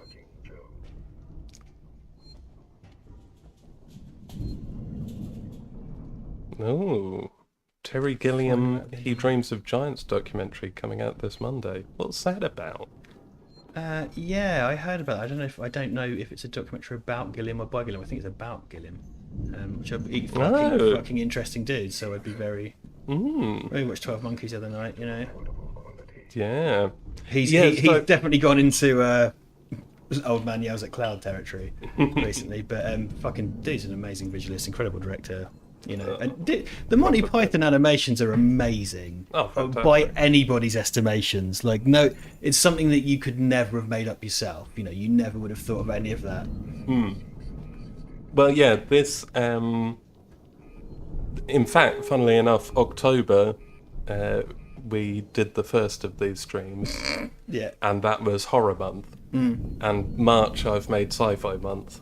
So, That's our internal sci-fi month. yeah. Well, it was internal horror month, wasn't it? So been chucking on a bunch of sci-fi films. So 12 Monkeys and Last Man on Earth and a bunch of others have been watched this month. It's been good. I've enjoyed genre month. Yeah, well, I talked to everybody about revisiting the Nacho Vigalondo Time Crimes and then watching Colossal. Colossal was superb. Really clever film. Yeah. And it redeems a lot of the kind of slightly gross gender politics in Time Crimes. Yeah. I was going to say a lot of fun, but that's arguably not the right phrase for Colossal. Yeah, Colossal is quite sort of It's a harrowing. really interesting film. There he is, the bad boy. Power's back on, it's going high from him for a bit. And then... Lose all that milk, robot boy. You don't deserve your milk. Let's hide an event for a bit. Yeah, so it's been really fun. And that's what got it. I need to watch Demon Seed. I said the other night, I was talking on I think Thursday stream before last. I was talking about Phase 4. Phase 4 or awesome. Oh, the Saul Bass movie, you know. And then I watched that the Newsbenders, I think, with Donald Pleasance and the guy from Phase 4. Yeah. Did you watch it? No, I still need to Really? watch that. Horribly, unsettlingly prescient, kind of dour 60s dystopian sci-fi thing. Yeah, and it was a BBC. I use Play for the Day as a generic term. Oh yeah. But it's in that vein. Play for the Day was a thing that the BBC used to do, where it was a drama half-hour, recorded and sent out as live. Yeah. And this was like that, so the whole thing's done as live. So the actors have to know all their lines and hit all their marks. And it's Donald Pleasance and Thingy, Yeah, whatever it's called. and he's the famous guy's dad. And I can't remember. I was enjoying doing my impression of him while we're watching it. It was very, very like it was. You know, it's a movie directed by Saul Bass, and it looks like a movie made by a graphic designer. There's like, we have to use yellow to kill these ants, and it's like dispense the yellow, and then the whole outside is yellow because Saul Bass and those kind of block colours. Like I fucking love that. Fantastic stuff. Yeah, they had ant photography done by a nature photographer, which makes individual ants, which are real ants filmed by a nature photographer, into characters. There's one with like a green kind of back end and they have like an ant funeral, and they're real dead, like ants land up in a grid with real ants moving among them. It's amazing. Really impressive. It's incredible. Like what an incredible film. Okay, Yeah, so Phase 4, highly recommend. where's this fucking bell end? Go over there to put the power back. Oh, Benny Legend. He's never seen 12 Monkeys. Ah! Yeah, definitely go for it. Yeah, It's that's the the- really interesting... Yeah. I would it's- say as a Gilliam film, it's probably the most kind of... Coherent's the wrong word, but kind of narratively straightforward. Yes, it's based on Le Jeté by Chris Marker, the French film, which is essentially a photo montage, really. This is when they see again going back to the concept of adaptation. Oh fuck! I'm going to go back to the concept of adaptation very quietly. Yeah, it's an adaptation of. The thing is, like, you have to have seen Le Jeté to understand its relationship to. I did Restore the Power, didn't I? Oh, there's more than one thing. Fuck. Yeah, Le Jeté. 12 Monkeys expands upon things in Le Jeté. And unless you have to watch Le Jeté to kind of see what parts it's taken, and for me to say it would spoil Le Jeté. But once you watch that, because I watched 12 Monkeys first, of course. Oh my god! And then I watched Le Jeté as part of my degree. And watching it in the film studies class, I was kind of like, oh fuck yeah, that's what they took. Because Le Jeté is like 20 minutes long or something, I can't remember. But you see what Terry Gilliam or the screenwriters or whatever saw in it and then expanded upon. And it's a really good lesson adaptation, because 12 Monkeys is great, Le Jeté is great. I don't think it spoils it or takes anything away from it. And I think Le Jeté is on YouTube. Yes. It does a really good job of taking a short thing and expanding it to a longer thing. And if you can see the primary parts that are in La Jetée that are then kind of expanded into a feature and Americanized, but not that matters. It's not Americanized, but yeah. Watch La Jetée. Watch 12 Monkeys. Is what I'm trying to say. But yeah, it sounds like Benny Legend's on the case. He knows I'm in the vent, but there's not really a lot I can do about that. Okay, I've got the power back on, I think. I hope it's only 2 things. Is he just standing out there waiting for me? Oh, dick. That was my last stun charge, so... Shit.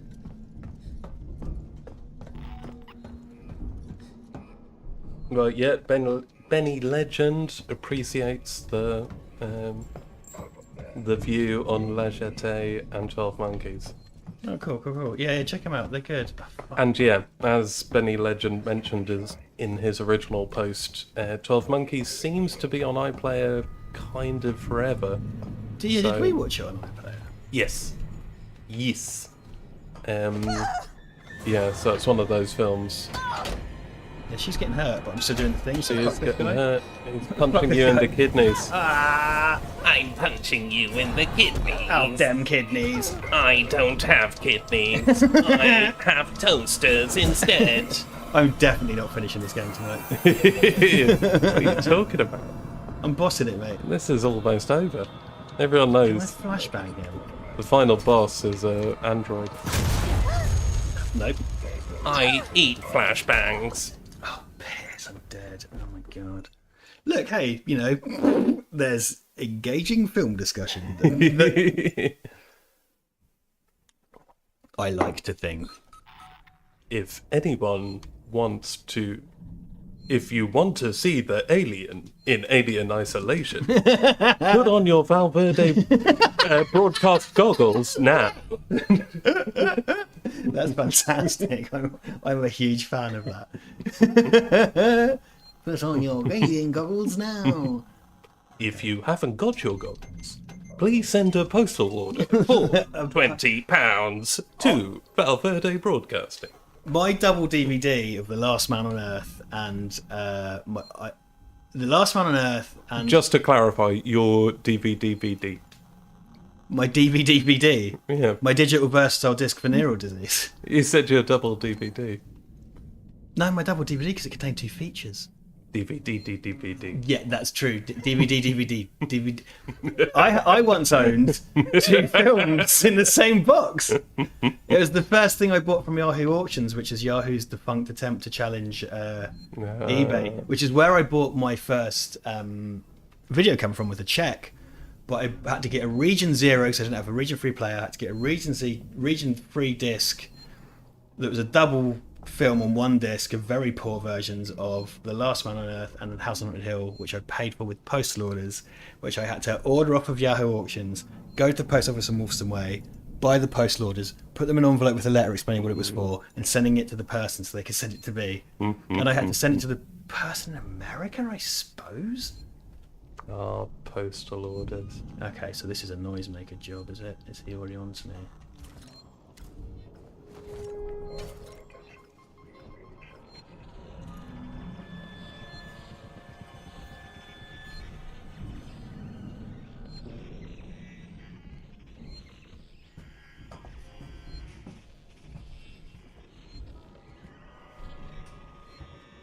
This is the worst game to let's play and have a fun channel because you really have to concentrate.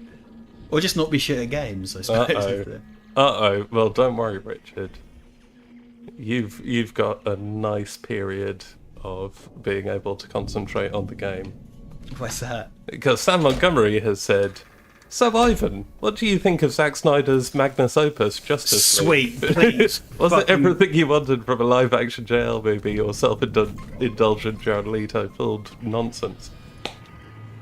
So, I have a lot of views of Justice League, Zack Snyder. It's very much been Ivan's topic of of discussion this week. It's kind of, for me, obviously, me and Richard watched it together. There was a lot of sighing. That was a dreadful Thursday. It was a long Thursday for Richard. Yeah, I loved it though. Oh, I loved it. I'm all in for justice now. Sorry to crib Mr. Sunday Movies there. Yeah, I'm kind of baffled at how... I wouldn't say it's... Oh, well, by some people it's been well received, but it's kind of been vaguely positively received. It is such a bloated... Oh, hello. Yeah, I know who's there. Don't worry.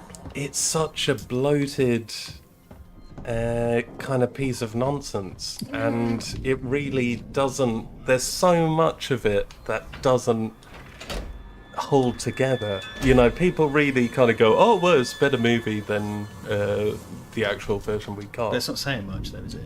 Yeah, and it's also not really true, because there are huge, like, especially... I personally, for my part, it's better than the theatrical release, as far as I'm concerned. It just is. I think it's more coherent, it makes more sense. But it's more tonally consistent. It's still bad, like, I'm not crazy. Well, that's the thing, it's a bit, for me, it's a bit like saying, well, is there more burger in 3 Happy Meals or half a Happy Meal? Right. It's like, well, obviously there is, but that still doesn't, that's still not even a very good analogy. Because it's like, well, yes, but it doesn't mean... Well, is there more burger in 3 uncooked Happy Meals I'm concentrating or again. half a cooked Happy Meal? And it's like, well, yes, there is, but it still doesn't mean you should eat 3 uncooked Happy Meals. That's bad for you. There are a huge bit... One of the bits that really pisses me off is the big super war... oh shit, I just burned myself to death. Oh my god. Okay. Don't worry, you recorded it. It's good. Thanks, Xbox. There's sorry, spoilers for if anyone doesn't... Yeah, We did it on Thursday. Duncan and I did it on Thursday. Okay, I think we're kosher. But if you look, guys, if you don't want spoilers, go now. Yeah, go now and come back in 10 minutes and it should be all over. But yeah, there's the big 10 minutes. There's the big history, the in the past we all fought Darkseid, blah blah blah. And it's like, okay, we have Wonder Woman just doing exposition over a scene that essentially encapsulates a bunch of people, not only a bunch of people we don't know, a bunch of people we barely know the names of. We see a big... Imagine the Battle of the Kings in fucking Lord of the Rings, but it's a bunch of characters you know nothing about. How is that movie making? Where it's like, oh, here's a bunch of people you know nothing about, and here's them all fighting. Isn't that good movie making? No, it isn't. Just I could videotape a bunch of people outside the Regal having a fight. The Regal is our Witherspoon. Yeah, that's not movie making. That's just a bunch of stuff happening without any consequence. And there is so many scenes that are completely unnecessary. There are so many scenes that add nothing. And I forget who said it, but someone kind of made, I think, the very salient point of going, oh yeah, well the thing is, they just put everything he filmed in it. Because it's like, it's the Snyder And then cut. more. And then more. And we need to remember, this would never have been released as a theatrical film. It's 4 hours long. Like, that never would have... You know, a bunch of Icelandic women singing, cut that out. Wonder Woman putting that arrow in a wall and looking at a cave. What does that actually that doesn't... But there's a drawing of Darkseid over him. No, but there's a drawing of Darkseid. yes, but is that saying that Wonder Woman is the only woman in Themyscira The only Wonder Woman who didn't know about Apocalypse, about Darkseid? Because everyone else seemed to fucking know. Because half of them, their fucking day job was standing around a box with their sword unsheathed. So unless it is telling Wonder Woman that, where everyone else in Themyscira seemed to know about it already, or it's just a pointless scene that gives you nothing. I'm trying to think of what other completely pointless scenes are in there. That one. But for me, it's a mess of a film. I don't know. It was like, it's, you know, it has a story. It holds together. I think one of the most important things for comic book movies is to have some sort of kind of moral gravitas. A comic book movie is meant to tell you something about being a person, or kind of moral necessity. And that film tells you, you know, by the end of that film, there's nothing, you know. It's not about it's not about overcoming your failures or trying to be the most that you can be. It's just about, we're powerful, we fight. We're powerful, we fight this bad man. It has a fucking bear and a bull fighting. I don't know what that means, though. What would that supposed to represent, Ivan? I don't know what it means. It drives me mad. You know, Zack Snyder. I said to Richard while watching it, Zack Snyder has the mentality of an 8-year-old. You know, bless him. You know, Zack Snyder, I don't think is a bad person, and he knows how to chuck a bunch of images over a soundtrack. He's a great visualist. Yeah, but he is, you know, I really view him as having the capacity of an 8-year-old to tell a story.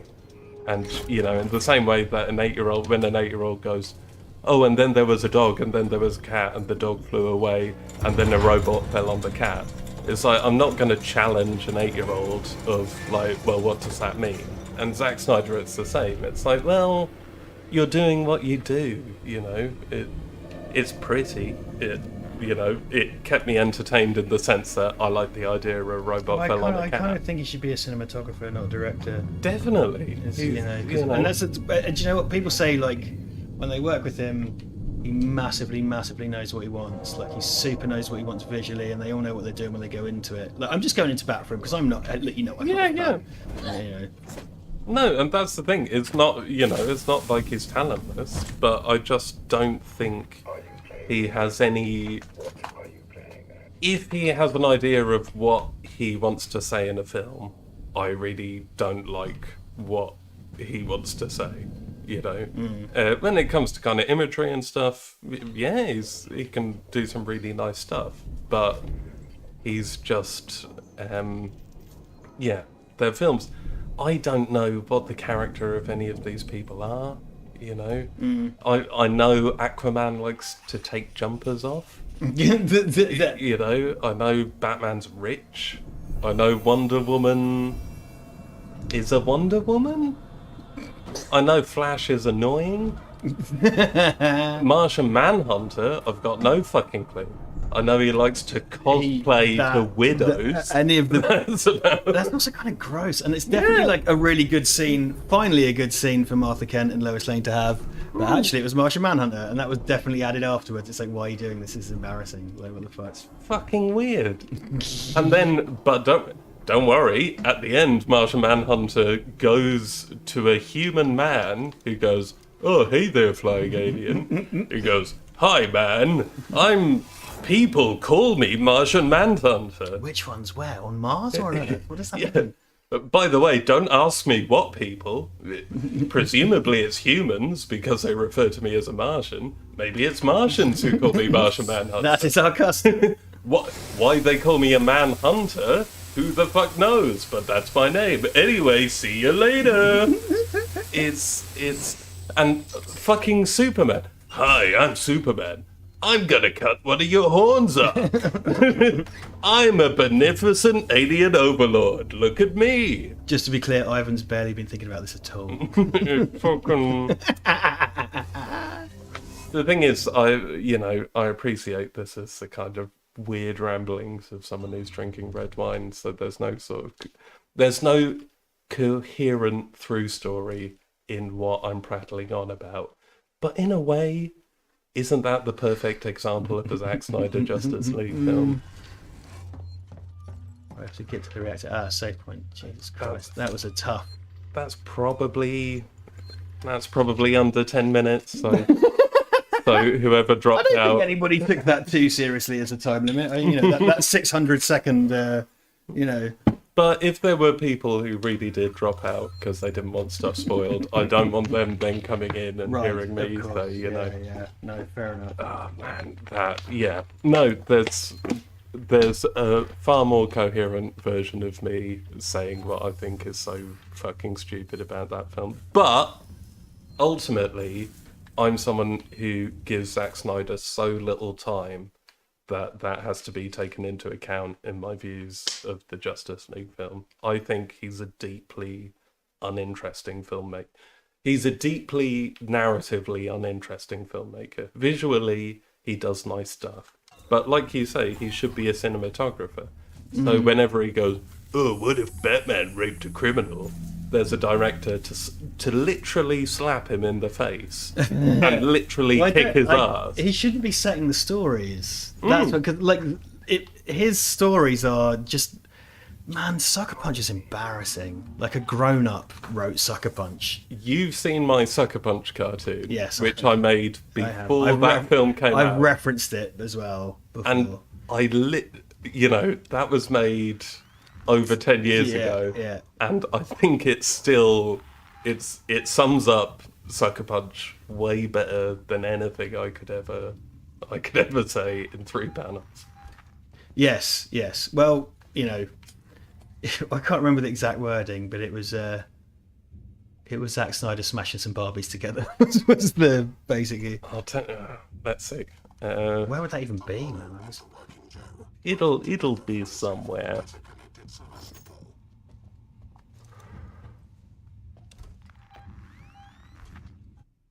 I've got to get all the way over there. Look, I've got to get all the way over there to engineering floor, or just no, it just says engineering floor. I've been through all of it. So where do I go? I'm just going through some of the comments.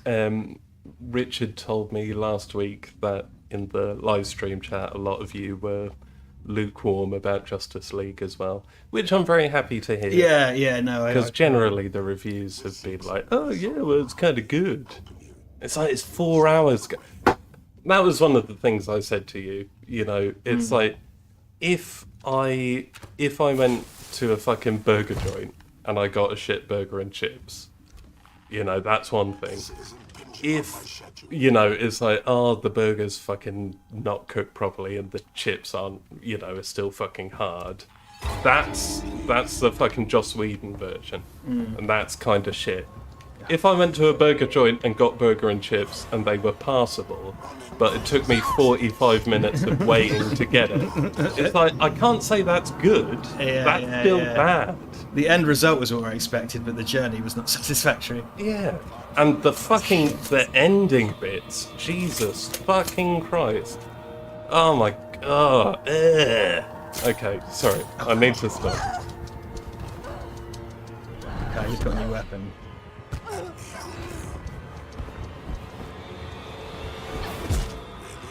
Got any fucking ammo for this thing? So I've just shut the bed here. Sam Montgomery. The Jared Leto Joker doesn't have damage tattooed on his forehead. How am I supposed to tell he's damaged? Yeah, exactly. Yeah. Very good. Okay. And yeah, I am Snorlax indeed. Kermode with his coherent bore. Yes, exactly. That was nice. It was even still more deferential than I expected, but kind of came down, but perhaps a bit more on my side of things. But it's still dreadful. I mean, it's better than Batman vs Superman. That is really not saying anything, Yeah, and Floyd, Dylan. Oh, yeah. Floyd's in. Hey, Floyd. Hey there, Floyd. Yeah. 6832. 6832. 6832. I nearly said it wrong, so I stopped myself. 6382? Oh, right. 63. But yeah, Team America is very true on Wonder Woman destroying fucking Supreme Court. Yeah.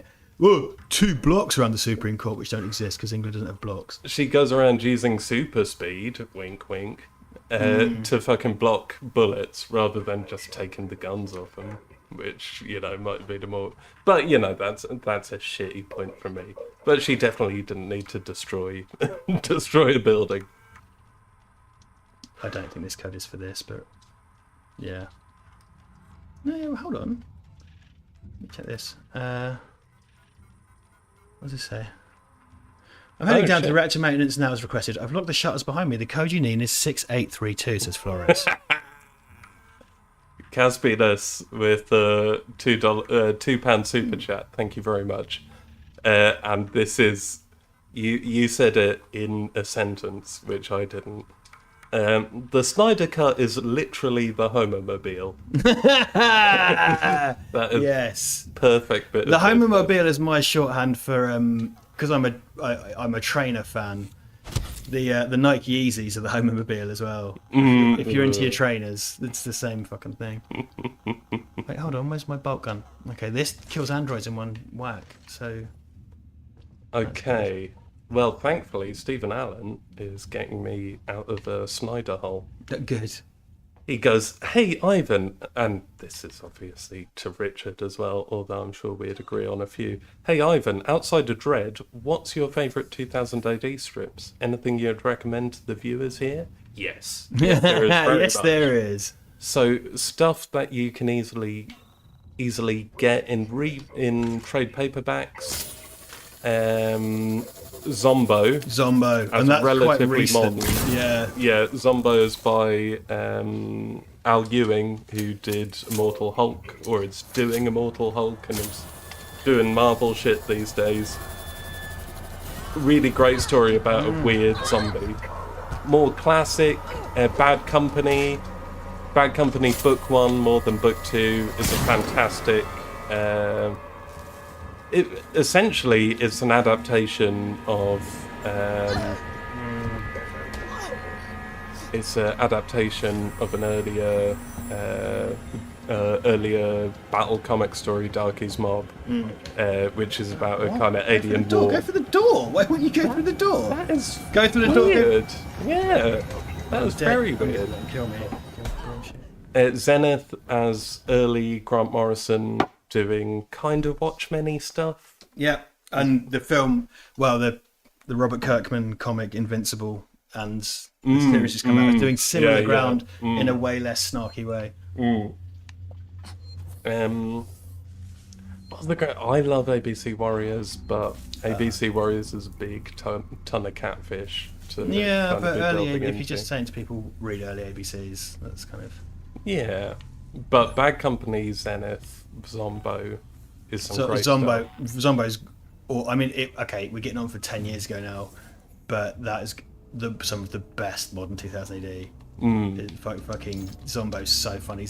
Like, Rob Williams and Alex Ewing are the 2000 AD writers that have made me consistently laugh out loud, like actually laugh. You know, not just like this is because that's the thing. I love as much as I love John Wagner and Alan Grant, like. They're funny, but they're not laugh out loud funny. They're just kind of funny, like wry funny. Whereas those guys actually make me laugh. They are lovely boys. Lovely boys. For fuck's sake. Okay, I'm gonna see if I can.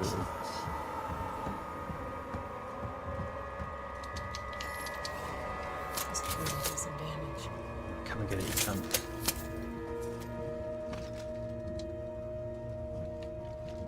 I'm going to catch you.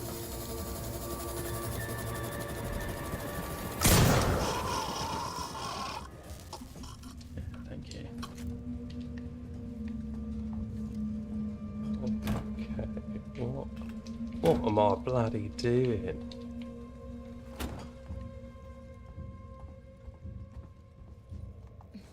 Okay, I'm gonna try and find my Snyder Cut.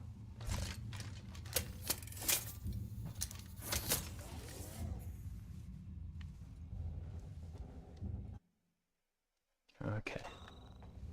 Oh, there's a computer here. Yeah, so while I waffled on about Snyder Cut, how did Isolation go? Really badly. I mean, I know I know where I'm going, but yeah, it's kind of sucked. I'm not going to lie. We're absolutely not finishing this tonight. It's extra value for the Val Verde family. Oh, hey community, we've got more value for you because I'm bad at games. Okay,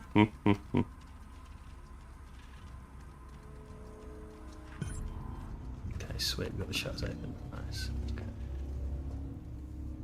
Get to the reactor. Free Mars. Free Mars. Quaid. That's the thing. Ha! Adrian Mendoza says, "Zombo, can I eat you, please?" There you go. Oh, there we go. That's the thing about Zombo. Mendoza. Zombo is about An Zombie, who's a sort of intelligent zombie who wears a Speedo. It's so funny.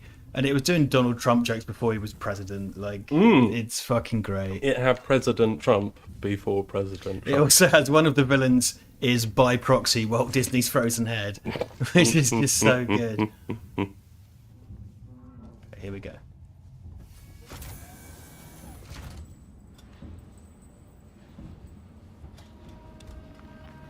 I might have to go for a pee in a minute. I think I'm about to break the seal. Well, if you need to do that, go for it. Do it. Do it. Okay, calling elevator. What the elevator?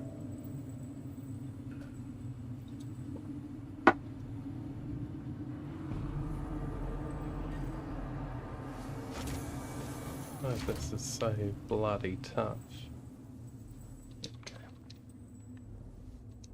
So bloody tough, mate. So bloody How tough. many do we have in? What's the numbers?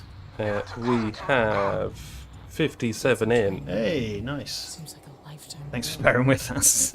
Obscure entertainment. Zombies don't literally want brains. They just want a decent education. Exactly. It was a statement of protest. They weren't even talking about real brains. Johnny Smith yet again. That reminds me, I'm growing a skin tag that's starting to look like Quatu. Aren't we all? In a lot of ways, aren't we all? What's it? I always like that Eddie Izzard bit where he goes, Oscar Wilde once said, in a lot of ways, Britain and America are two countries separated by the Atlantic Ocean. In a lot of ways, that's still true. I like that. It's a nice little bit of fun stuff. I got it wrong, and I used a lot of ways line too many times. But, you know, I'm not Eddie Izzard. Also, his new film is supposed to be kind of rubbish. It was a shame. Oh, another super chat. Another super From chat. Mendoza. Mendoza. $5 US dues. Richard is doing a great job. Oh, you're kind. And you are being kind. It's got my stuffs back. Not my actual stuff, though. It's simulacrums of my stuff. Sorry. Oh, that's all he said. Okay. Yeah, no. That's very yeah. kind. That is all he said. Okay, save point. I'm going to go have a wee.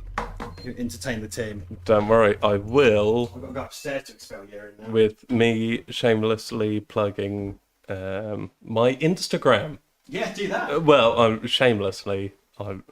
All I'm saying is on my Instagram, I've now put that Zack Snyder 3-panel little cartoon. You can find it on what's my name? I think it's Ivan Schmivan on Instagram. Ivan _ SHMIVAN. Yeah, no, it's you know, not a great drawing, especially considering there are very good proper drawers on here. But I think I hit a fundamental truth about Zack Snyder a long time ago. Man, bless him. He's all I'm saying is I'm really happy he's not in charge of DC. I'm happy, and you know, obviously awful things happen to him and his family, and you know, that is very bad.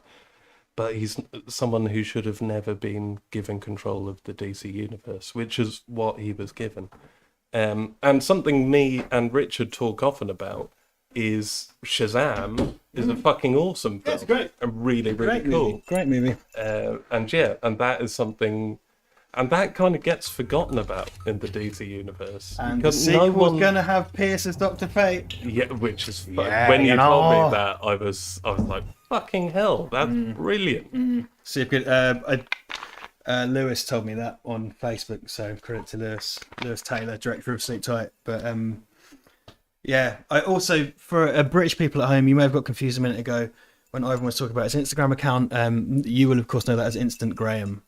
Yes, yes. Yeah, so just so you know. The instantaneous Graham. Well, in this case, we invented the Instant Graham camera, and that app is named after that. And Americans, with their pronunciations, they call it Instant Gram, much like Craigslist. Craig's listing, it's called in Britain. Okay. Rob Myers. I've actually heard my hernia saying, "Open your mouth." Here's the story. When I was kind of quite young, I saw Total Recall at my mate Yin's house, and his little brother was the kind of baby who was just learning to talk, and we were watching Total Recall in his living room because his parents used to let us watch anything, and his little brother who was just learning to talk, when that scene came on, kept looking at us going, "Open your mind," very badly. But was doing it, and it's like an actual baby kind of saying it. That is not good. That is not good at all. All the things I wasn't supposed to watch, I watched at Ian's house. How is this? I came down in the lift and he just knows I'm here. That's fucking bullshit. I think this is the end of the... This is getting quite far into the game, I think. Oh, we've got a wild Duncan. He said he would turn up drunk. Hello, mate. Hey there, Duncan. Turn up drunk and belligerent. I'm expecting both, frankly. He says, "Shh, they might not see me." A wild Duncan appears. And a very good point from Mr. HEC. Duncan heard Pierce being mentioned and then materialised it. Yeah, speak of the devil and he will appear. Well, Duncan, what you missed is Richard's done 2 hours of no-scoping in isolation. Yeah, no-scope, nightmare mode. Yeah. And also me incoherently waffling on about the Snyder Cut of Justice League. Duncan, yeah, I think Duncan missed Ivan's Justice League. Oh, sweet. Okay, nice. I did it.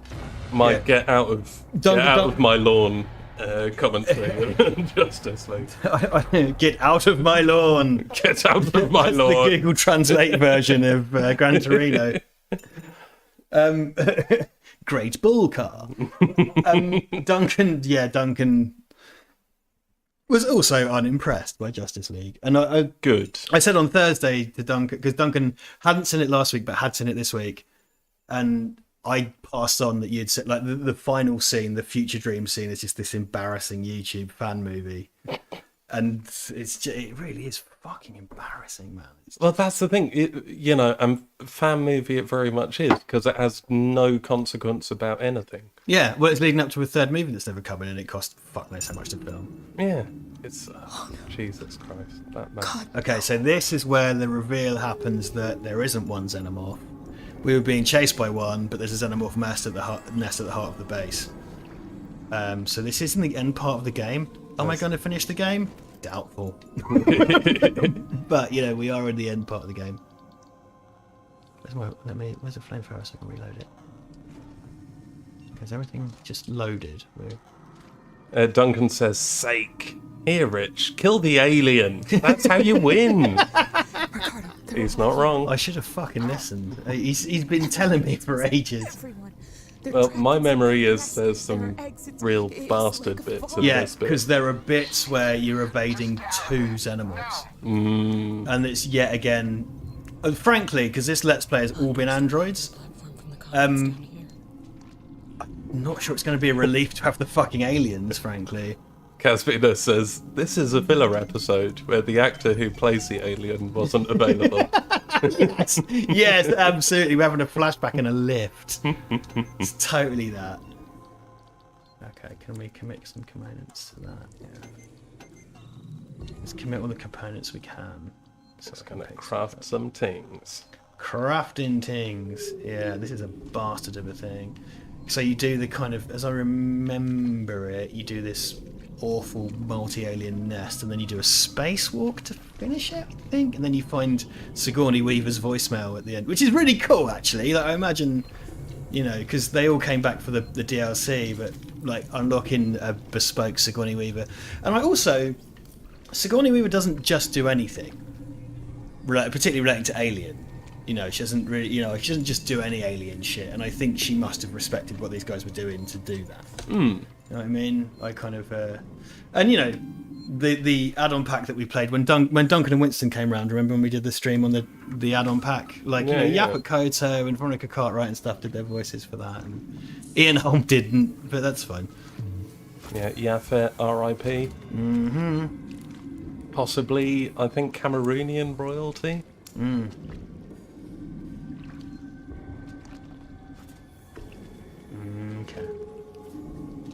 Okay. I'm gonna drink some drink, because this is just atmosphere and me not drinking. You need some girders. Diet girders, which are no kind of girders at all. Diet girders. They're made out of... Oh! No, that should have been a flamethrower. Piss.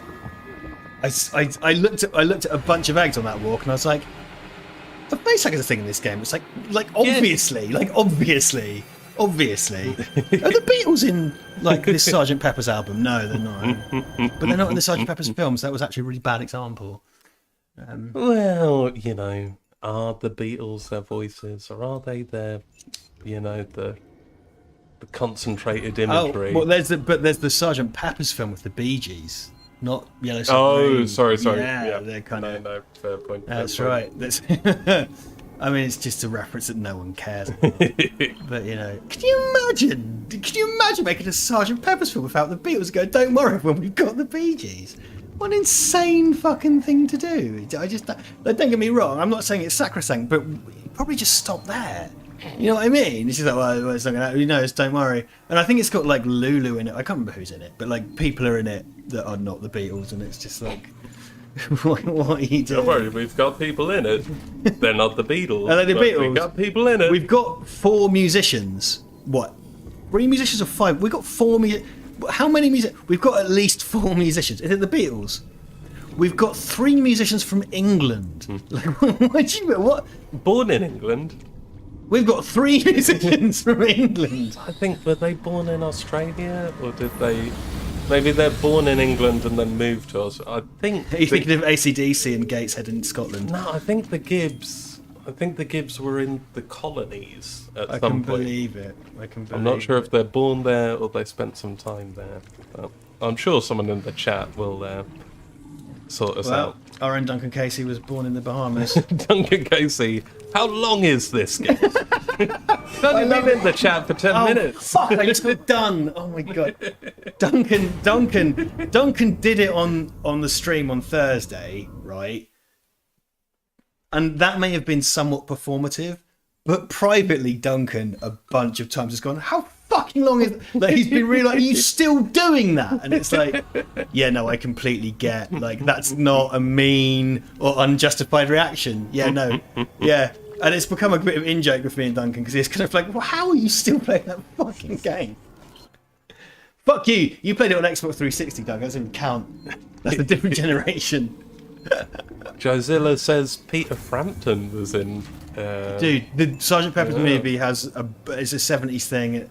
The Sgt. Pepper's movie has a weird financing story behind it as well. Okay, look, I can't just talk about Sgt. Pepper's, what? Right? There's going to be face huggers. Well, Stephen, you do that. Stephen Allen says, with the Bee Gees, and they fought Aerosmith, who were the bad guys, and Steve Martin sings a version of Maxwell's Silver Hammer. Go. And it has Alice Cooper, Earth, Wind and Fire, go. Peter Frampton, and others. Now, the best version of Maxwell's Silver Hammer. Here he goes. Yeah, I'm gonna have to just double check the name. Also, it isn't. Yeah, no, it is. No, it isn't. Best version of Maxwell's Silver Hammer is Decca and the Dectones, which was by Jessica Mitford of the Mitford Sisters. Yep, which is just insane. Completely the most insane version of any song. The I'd Mitford say. Sisters proper English blue bloods. One supported Hitler, one was a one was One was a Marxist. One was a Marxist. Then Jessica Mitford, I think, was the third one, who knew Maya Angelou at the same time as she was doing They all Hammer. cancel each other out. It's amazing. They're just this insane family. But yeah, no, listen to that. It sounds like a 6-year-old woman. Oh, for fuck's sake! Jesus Christ. There's no going back with the old face huggeroos, is there? No, there is no... okay. Oh. I killed one. I shot an occupied egg. Another Yeah, we got a £5 super chat from Casby Ness. At this rate, Amanda Ripley is going to still be on this station when Ripley wakes up after Exactly. 7 years. Now, I didn't want to say it, but that's my long game. I'm trying to rewrite the continuity. Well, that's the thing. What you don't realise, what the viewers don't realise, is if your save state carries on for 57 years, there's a DLC. Yes. Yeah, Ripley wakes up. They developed it in 2012, and they didn't know they were waiting for me, but they were. Oh, fucking hell. We think we found the Highlander. Me and Duncan's favourite film. It's the most best film. There's been a bit of Highlander chat today. I was there. Okay. In fact, actually, talking about iPlayer films that seem to be on forever, I think Highlander is on the iPlayer forever. Now, for some reason. I've seen the Freddie Mercury Queen film, and I saw it. I've only seen it once, and I have no intention of watching it again. But it seems that I don't remember this from the film, is what I'm saying objectively. But it seems that they imply that a certain song, which is called "I'm Gonna Live Forever" or something, was written by Freddie Mercury about AIDS, but it was actually written by Brian May for Highlander. Oh. And now someone did a tweet saying that, and that's where I got that. I'm not saying that's correct. Interesting. But the movie seems to imply one thing when the reality is Highlander. Yeah, I really don't know either way, but yeah, I would imagine because they seem so hands-on on it, that Brian May would be like, "No, we're telling the true story about this song." That's all I'm interesting. saying. That's all I'm saying. Brian May is married to Angie Watts from EastEnders. That's all I'm saying. That's a thing. What? Hey, to be fair, Here he comes. Okay, so these two facehuggers. take that, Huggaroo. No. Oh, there we go. These are the two I killed before. Okay. So the other one is the one what done got me. I have to say, we've got 63 in the chat. You know, what that says is the people who started this are essentially handcuffed to a radiator. Terry Waits. You're the Terry Waits of screaming. Yes. Yeah, no, absolutely. It's more than like the... You're in a prison of your own mind. Wait. That was the one that got me before. You little fuck. Oh my god, where did it even come from? Take that, an egg. Cheers, mate. Egg. Egg. Egg. Floyd Dillon says that's not correct. He only found out he had AIDS virus a year after the release of Highlander. No, that's what that's the point. The film says the movie suggests that they wrote the song because of Freddie's AIDS diagnosis, but the reality is they wrote it for the film Highlander. Interesting. Yeah, precisely. That's the point. So that's what the tweet was saying, is like the movie suggested. And I don't remember that in the film, and my point is that I don't want to go in against the film saying that, because I've only watched it once and I kind of hated it. But the film seems to suggest that it was written about that, when in actual fact it was the most bestest film. Well, if we had John Robbins in the chat, he would have spammed us with all the information about that song. Right. And the Highlander Big recording. Queen fan, isn't he? He's all about that. He's big on his Queen. And Duncan says, I hugged her face once. Didn't get much else done that week. It was my face. It was your face, indeed. I like to foster the idea that you, me, and Duncan all live in a kind of featureless cube, and then don't exist outside of each other's lives. The cube. The cube, yeah, the cube, yeah. It's terrifying. We try and get out, and then big shutters come down. Exactly. Then we just have to play more Alien Isolation until we're ready for a stream. And also, just to warn you, Adrian Mendoza is actually handcuffed to a radiator. Right. He's asking for help. Well, So- give a super chat, Adrian. No. Well, we'll set up a do a GoFundMe. GoFundMe. Yeah. We're gonna, with the GoFundMe money, we'll buy some bolt cutters, but we're gonna need to employ someone to design bolt cutters, and for someone to use their 3D printer to make the bolt cutters. Exactly. And to be bolt cutters, that 3D printer will have to work in metals. So I'm thinking about 500,000. At least. Yeah, at least Yeah, half a million. half a million. So And then close. we'll need a theme tune. We're hoping Queen will get on board. Yeah, Queen will get But bored. no promises. Yeah. If it isn't Queen, it'll be one of our mates in a garage. Yes, exactly. But for 500,000, that should cover the costs. Duncan can sing. Duncan can music.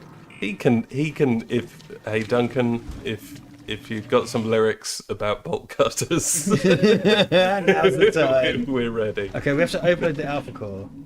That's hide. And overloading the alpha core is in this room, it would seem. So, hold on. So there's a thing over there. Oh, Here. Lloyd Dillon says, I'm disappointed the Queen biopic didn't mention their amazing contribution to Flash Gordon. Yeah, it's true. Yeah, they don't. Interesting. They don't at all. Yeah, no, I don't recall so. I would have thought, yeah, that would be a sweet in. That gives you a chance to cast someone as Brian Blessed. It's true. Yes. Okay. Is that just you slopping about, or is there another facehugger? That is me slopping about, and frankly, the slopping is ambiguous. It's ambiguous slopping. Okay, overload the alpha core. Here we go. Oh, Mr. HEC is a locksmith. He's got to help out Adrian Mendoza. Mendoza.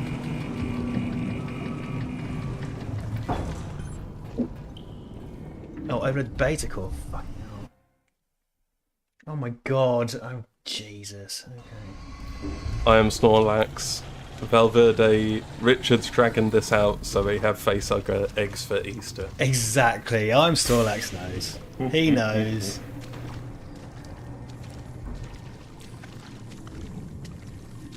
Oh, goo. Big love to I Am Snorlax. He is low key the backbone of the Valverdean community. Back. Ooh. What? Yeah, I got him. Oh, good. So there's no save points, so I'll have to do all that again. Good.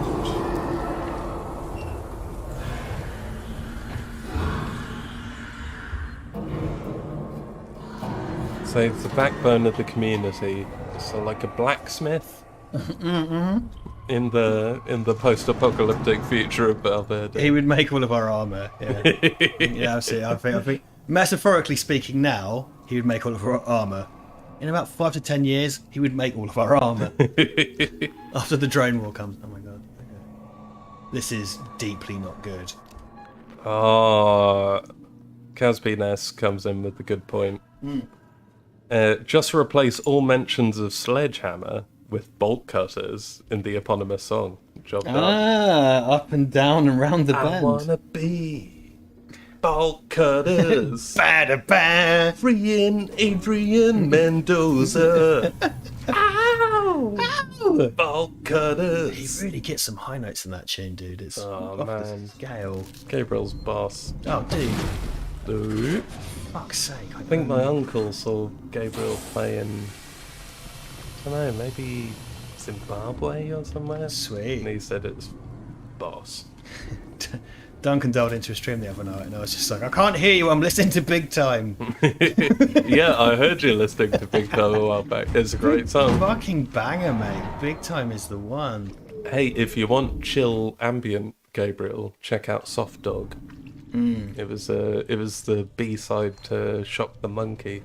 It's a very cool song. There was I can't remember if this was a game where it had connect functions where if you were too loud in the room, if you screamed, the alien would come to you and stuff. Or That is if you kinda had cool. someone fucking delivering a pizza, Yeah, well, that's the alien problem. would kill you. Connect was garbage, but that because my friend had Connect when it first came out, and I used to love he'd be doing stuff because he used to have house parties at his. That egg is primed. He'd have house parties at his, and I used to. That egg is primed. Well, look at it. Very much tickled me. It is. Yeah, though. no, it is. You know what I meant. You know what I meant. It's It's just my choice of terminology. it's the normal phrase people use day to day. Look. When did you last see a xenomorph egg? This definitely won't agitate the actual xenomorph. He's going to come and eat my fucking face. Yeah, now I've got not enough fucking flamethrower to. No, Caspian says save. There might be a save point still. Too fucking bad. Too bad. Oh, this is going to be a thing, isn't it? Load current save, which is 12 hours ago. Oh yeah, it looks like there's a save point just there. I know that doesn't help, but in the future it will. Okay, I got to overload that, of course, so I remember how to do this now, 'cause it's just yeah, okay. Oh, Omar says the song was written by Brian May when his dad was dying. Ah, see the Interesting. Queen facts coming. Cheers, Omar. There you go, the Queen facts coming out. And Mr. HEC, what if people's dogs started barking in the room? Exactly. Precisely. That's the problem. Oh yeah, what I was going to say was because Nick Elborn, who you know, when he got it, he was all super proud about having a Connect. And I used to love I would ignore the Xbox and the TV all night at the house parties he'd have, and then when he's in the middle of a thing, I'd stride past on the way to the toilet and go, "Xbox, turn off!" It's fucking great. That's the thing. The idea that you'd have anything generically voice activated. Well, why give that agency? It's teenagers. insane. It's Yeah. insane. It's fucking insane. Right, so there's at least 2 fucking facehuggers in this room. That's the thing, because like Baby Shark has like over 1 billion views. Right, A yeah. quarter of them are people like me walking into a friend's house going, "Alexa, play Baby Shark." Right. You know? 250 million views. I'm gonna go for a Whaz. Stephen Allen asks a pertinent question to cover this point, saying, "Prodigy or Fatboy Slim?" Prodigy, every time we talk about. I mean, asking me that, you're only going to get one answer. Expand.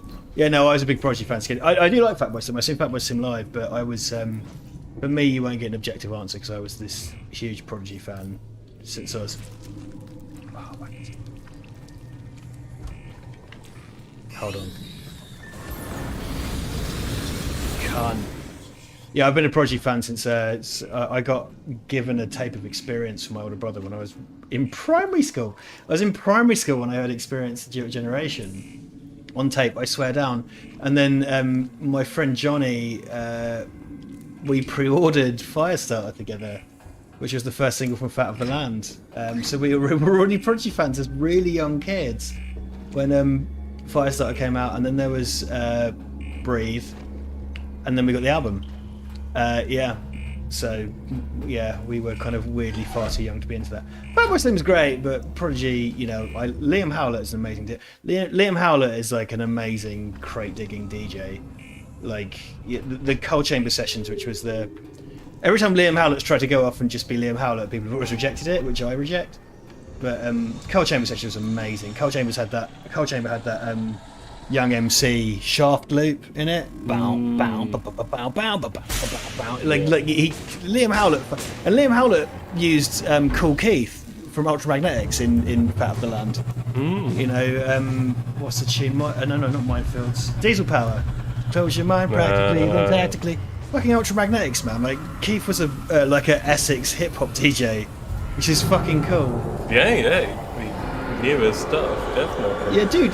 And the thing is with him as well, like when he was like controlling the Prodigy social media, he kind of seemed like a bit of a dipshit. Like, frankly, but like as a musician, I rate the fucking fuck. Like he's incredible.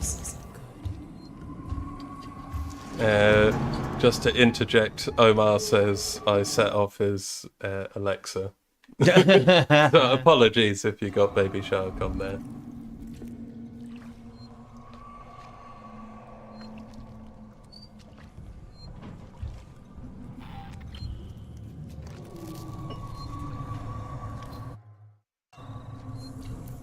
So somewhere there is a save point. Yes, and that's important because this sucks. Oh, Mr. HEC, I remember driving to the Wirral at night blasting Omen. Yeah, Nice. it's an omen. Dude, the fourth album fucking slap. Sorry, the fifth album fucking slaps. The last two, I wasn't so mad about, and the last album I really didn't like, and ever since Keith popped off, and I hate that because that's a really hypocritical thing. But I listened to it I listened it when it came out. I had a negative live Prodigy experience. I don't know if you remember that when I went to Ali Pali, but Negative live Prodigy experience. which is ironic because experience. Okay, so there should be a save point. Okay, yep, that egg's still primed though. Egg primed. Where's the safe one? Where's the safe one? Where's the safe one? Is it to your left? Stuff. So go down a bit and to your left. This is a dead end. Shit. Then But the Xenomorph's gone, crucially. So, yeah, I feel. Oh. You see that? The dotted one. yeah, I'll go through that's going to link up, I think. there must be. Hey, look, I'm still alive this time, which is the crucial. There's an item box there as well, but I might just leave that. Yeah, there's a. Go look, through I'm the gonna- separating hole. Oh, there's or- just a door. Yeah. There we go. This is this section's version of a tunnel. Apologies, Casby Ness. His Alexa is now playing Apologies if you got Baby Shark there. I hope you're not now getting apologies you got if you got Baby Shark there. Manpower fuel. Okay. Did I build anything? Whoa!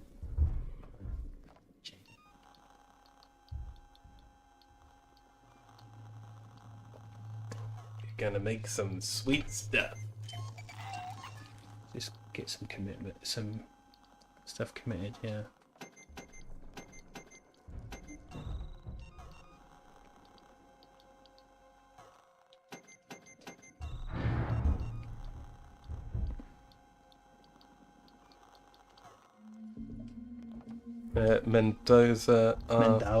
Mendoza asks what other kinds of music genre you're into. I was really into my stoner rock and my prog when I was younger. I had a huge punk phase. I was a massive Dead Kennedys fan for ages. You I still like am. the Dead Kennedys? Dead Kennedys. You like your what you call it? Ween? Yeah, your Yeah, that's my Ween. kind of stoner rock thing. I've always been a big because I was saying when you're off the toilet,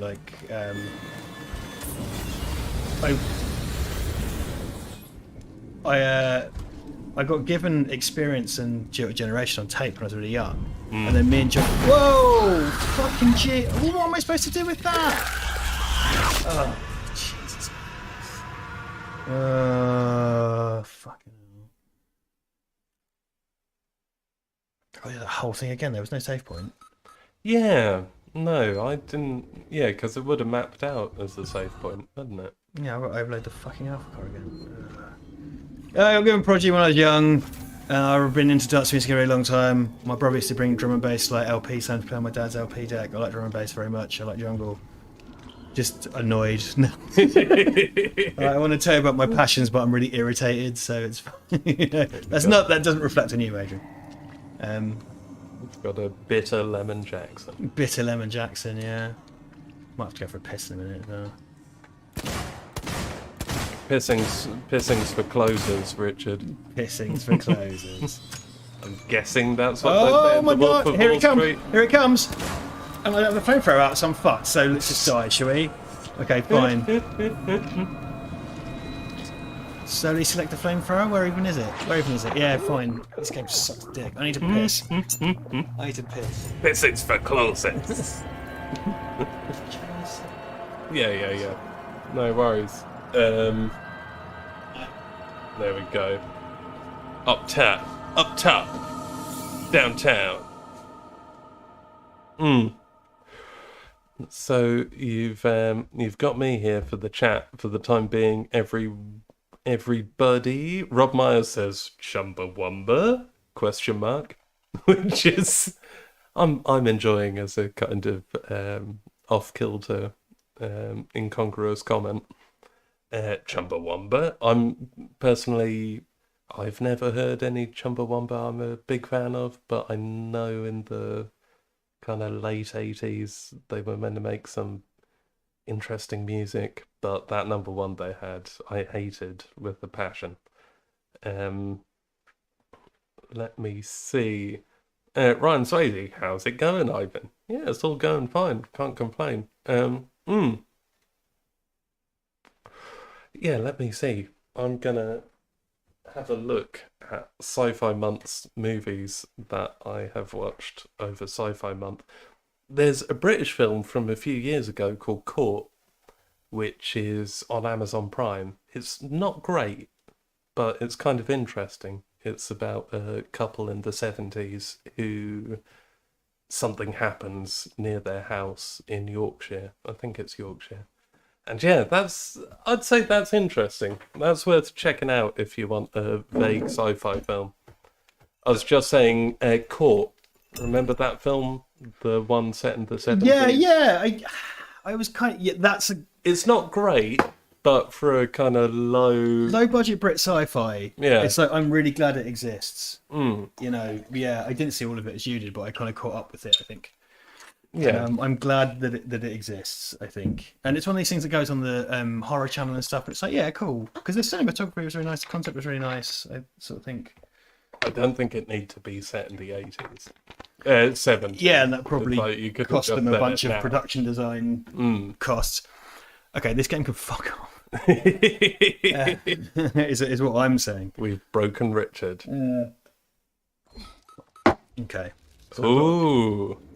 What is the best Futurama episode? I do love I'm really quite a fan of the later ones, actually. The double revival ones. There's some good revival. I think as a one-off, the dog episode. That's the classic, isn't it? Yeah, that's the super classic. I like the in the revival the time machine one where they kind of have to keep going. They can't go back, so they can only go forward. Oh yeah. And it's like, there's a new universe, but it's a meter below our one. That's lovely. That's really nice. Yeah, a lot of the late stage Futurama is really good, actually. No, some Okay, lovely where's the stuff. flamethrower in this fucking menu there? Okay, fine. Well, while you do that, Mendoza has asked me, what do I listen to? Well, Mendoza, That was a broad question, Mendoza. you're in a world of hurt. I love Frank Zappa.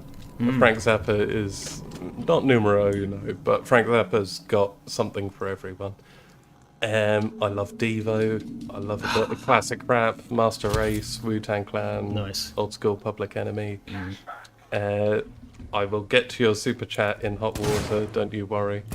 But then, if you want to hear some William Onyeabor for some great Nigerian electro You music, look so good, Fantastic Man. William it's one of my Onyeabor. favourite tracks in the world. it's a great song. Yeah. So Onyeabor is spelled Onyeabor. William Onyeabor has some amazing. And as you told me, electro. because he got rediscovered because of David Byrne. Yes, no, Basically. David Byrne, Luaka Bop did put him on a compilation and then released Who is William Onyeabor, a compilation of William Onyeabor. Well worth checking out. Also, some music from Benin. For fuck's Ooh, that's a nasty like a boy. frame. Bit of Afro funk, Super Borgu de Paracou, or if you want, there's a lot of great world music. Check out Analog Africa label, or if you want some fantastic South Indian music, Ilya Raja did some amazing music. I need to speak to Sanjay quickly. Sanjay, I didn't realise Sanjay was listening to the stream, but I accidentally misnamed. I think I called Liam Howlett's mixtape the Carl Chamber Sessions. It's the Dirt Chamber Sessions. And Sanjay's making the prop for our short film, and I just got an all caps text saying, "It's Dirt Chamber, motherfucker." Oh yeah, you did say Cold Chamber. Yeah. Sorry, because Cold Chamber's a whole other thing. The Dirt Chamber Sessions. Thank you, Sanjay. Yeah, that is. Yeah, thank you, mate. Yes. I did not because you know when you tell people I don't know Sanjay massively well. He's a friend of my bros, and I put him on board for the thing. You don't know people. Me and Sanjay met at a couple of kind of drum and bass nights, but I already knew he knew my brother, and we had little talks about music. But Sanjay is like making our prop.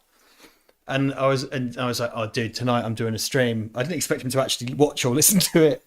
And like 3 hours into me massively failing, he's still watching it, getting some Prodigy chat in. So God bless you, Sanjay. Sanjay Dokia, if you need props, Sanjay's your man. He's a fucking gifted dude.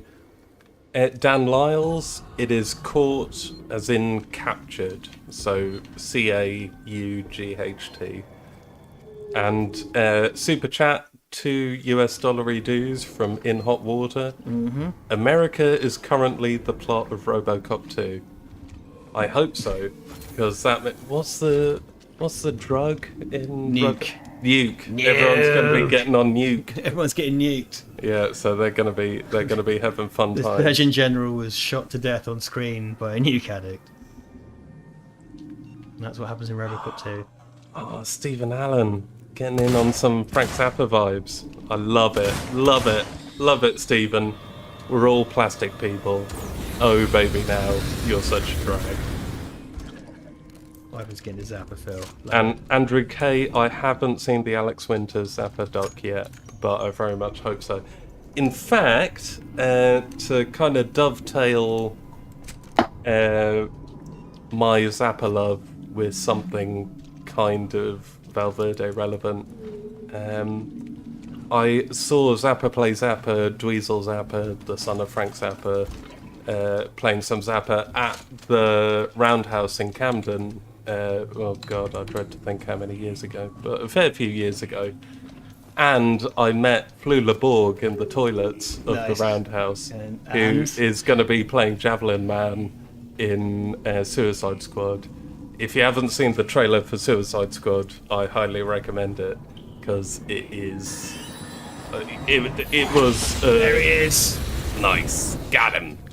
It was a trailer that really got me excited. For one, because it has Dirty Work by Steely Dan, who's another band I'm very much into.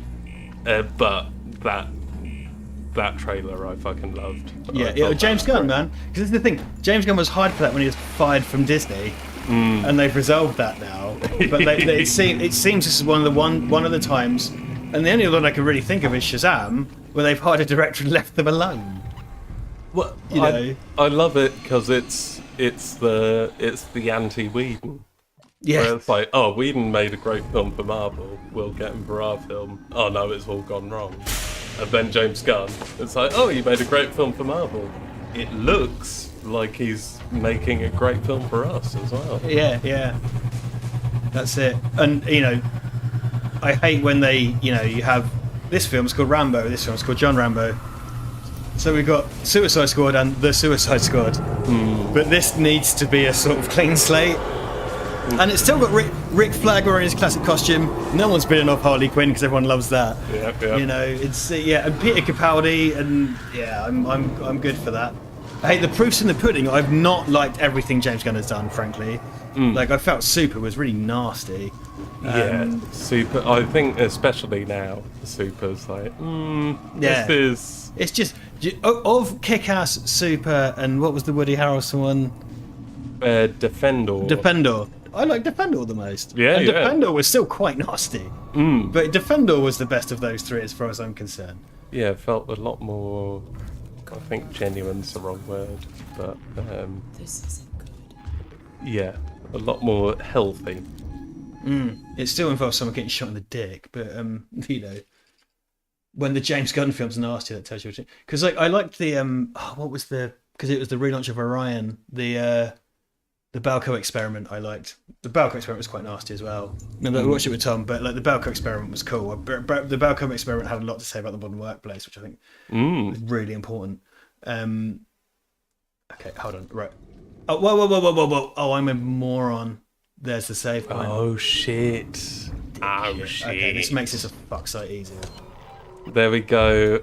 I think it was Stephen, was it? Stephen Allen? I think it was Cabrice, if I'm saying that Casby right. Ness, or... Casby Ness, yeah. So apologies, Casby Ness. Well, that says to the central reactor. But I have to say, I'm always impressed by the chat gang. Oh, dude! Oh Hashtag my chat god! gang. Big talk to Casby Ness, who like I kind of intuited my way through Silent Hill as best as I could, but Casby Ness picked up my slack big time on the definitely. Silent Hill stream.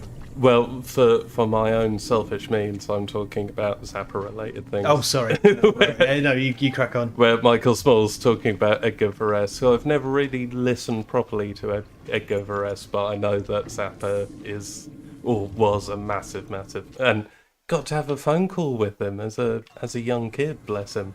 But I've never properly listened to Varese. And who was it? Floyd Dillon talking about Dweezil Zappa in Running Man. Yeah, with Mick Fleetwood. Yeah. And Mick Fleetwood's character is called Mick. Because there is no reason to not think that Mick Fleetwood is playing Mick Fleetwood in Running Man. Well, that's the thing with Dweezil Zappa's performance. I can't say much apart from the fact that as a kid I was like, "That's Dweezil Zappa," and you know that just carried me over the line. The first completely. time I ever heard of any Zappa or anything was when Ahmet Zappa was in Adam and Joe show. Yeah. You've always been a Zappa fan, but to me that was the first time I even knew that was a thing to be, you know. Yeah, I think their London years were complicated years for Ahmet and Dweezil, but bless them, they're good eggs. I'm going to burn off some components here. Yeah, Casby's happy that the save point got used. Yeah, dude, sorry, I can't believe I missed that before. Like, I never claimed to be good at this game. Oh yeah, shit, no. Worms, do not apologise for saying this again, because I forgot to say it when I saw it last time. Worms T17 says, one thing I recently did was finished a short for a reanimated project on one of the Sonic cartoons, done in Lego stop frame. Yeah, That sounds very, very cool, man. Worms T17, Nicky is I met him at, I think it was Birmingham Comic Con, MCM. Dude's a animation mastermind, and it's not just watching it, it's making it. Oh my god, where's the face? Where's the face? Where's the face? It's not in front of me, it's not in front of me, it's in front of me, it's behind me. Yeah, there he is. Take that, punk. Fine. And yet, Stephen Allen. Oh, there's been got me. Oh, you got to save, I though. saved, yeah. Oh no, I flamed it. Oh, nice. Bots, get in the bots. He lives again. And Floyd, yeah. Stephen Zappa in Duckman was great. That was the reason I started watching Duckman, because Dweezil Zappa does one of the sons. Man, early 90s animation was so fucking cool.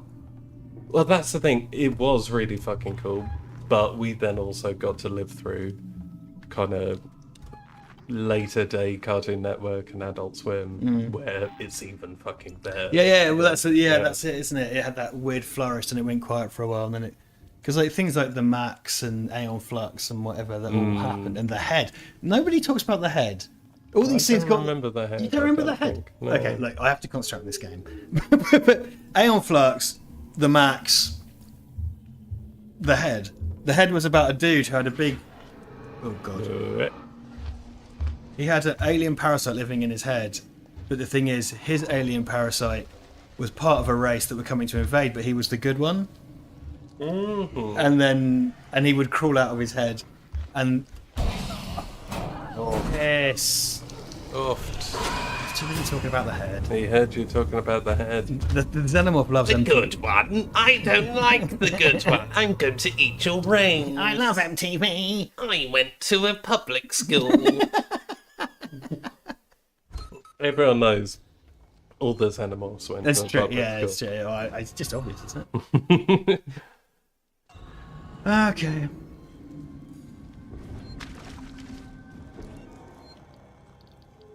Oh yeah, Sam Montgomery. Yeah, no. Well, I made my points on the Suicide Squad trailer. What are your points? I think same as yours. Look, I don't like everything James Gunn's ever done. There's a face hugger coming. I don't like everything James Gunn's ever done. I think it's hitting all the right boxes. I think it's everything the original Suicide Squad didn't want to be. I think John Cena... And do you know what? It's at the exact right time. Marvel are commenting on Captain America, but they need someone like James Gunn who's coming... DC is so disassociated, and James Gunn, they got at just the right time, because they thought they were having a slam dunk by hiring him when he was fired, but he clearly he signed a deal with DC, which didn't include him for Marvel, who rehired him anyway, which is probably all part of the backstage LA weird incestual bullshit. And he's commenting on Captain America with Gunman or with John Cena. Yeah, I think it's really cool. I think it's really clever. I look, it could still suck, but it's a look. I was like, why the fuck? I've never heard of Guardians of the Galaxy. Why they make a Guardians of the Galaxy movie? Which, by the way, is based on the Dan Abnett 2000 AD version of Guardians of the Galaxy, not the classic lineup. But but the only thing that hooked me was like, oh well, James Gunn's doing it. And even then I was like, this is going to suck regardless of that. And then I watched it and I was like, oh, because I went to the premiere of that, by the way, the UK premiere in Leicester Square for that. Owing to my Oliver hooked that up, fair play. And I wrote the review for Following the Nerds, the text review for that. But it just smashed it completely because that had kind of spunk jokes in it and stuff, was kind of dirty. And then James Gunn wrote all the dialogue for the Guardian stuff in the Endgame and Infinity War movie. Yeah, look, he's doing a 1970s team up wonky Silver Age DC. I was saying to Ivan the other day, Silver Age DC, and I was saying it to Ivan, Ivan doesn't know, I was just saying it to Ivan. Like, Silver Age DC is so fucking nuts and bananas. Fucking cool, absolutely. So I'm totally down for it. Like, I really think it's a really cool thing to do. Egg open? No, that one's dead. What we need to do is establish where the fucking next save point is. Just take this super slow. Okay, so this is... Okay, let's focus on the game for a bit. I won't ever pass. So I think that was the cupboard I hid in before when I got my guts ripped out. But yeah, no, that trailer, got me very excited. That egg is open. Yeah, that's open. Okay. Open sesame. And Mr. HEC says, isn't it Stallone voicing the shark?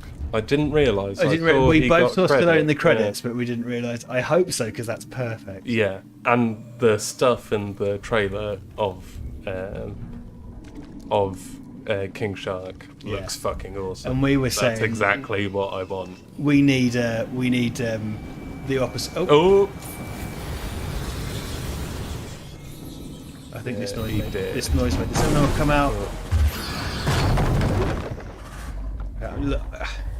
Okay, history's repeating itself. I'm going to get in that cupboard and just hide. History repeating.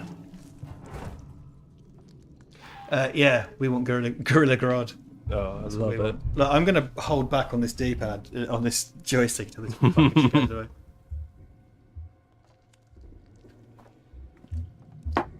Yeah, Sam Montgomery. Here he comes.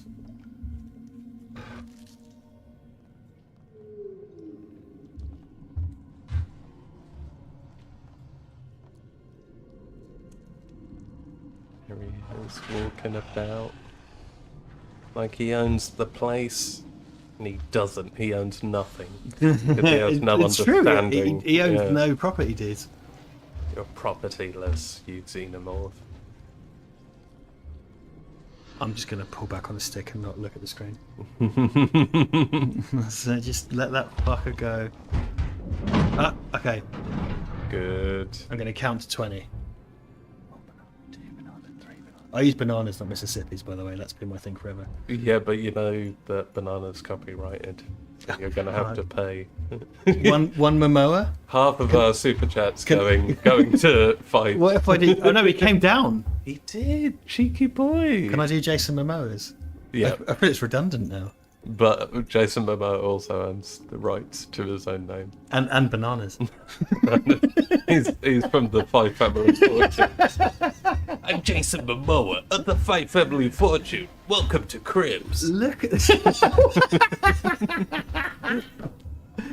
Oh my god! Look at this cunt. He's up that vent. He was up that vent. There was up that vent. He's doing a lot of faking out, isn't He he? really is. Yeah. I would have come out at least once by now. Yeah. Well, you're gonna have to sing a bit of Diana Ross when you do.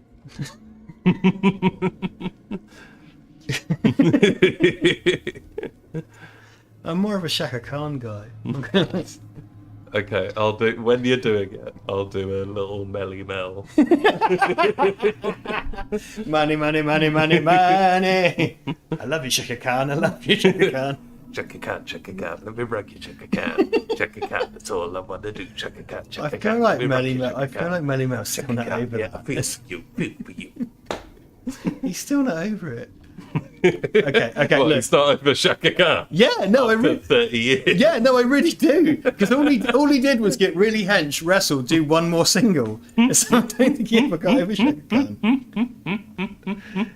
And the OJs are sat there collecting royalties, going like, dude.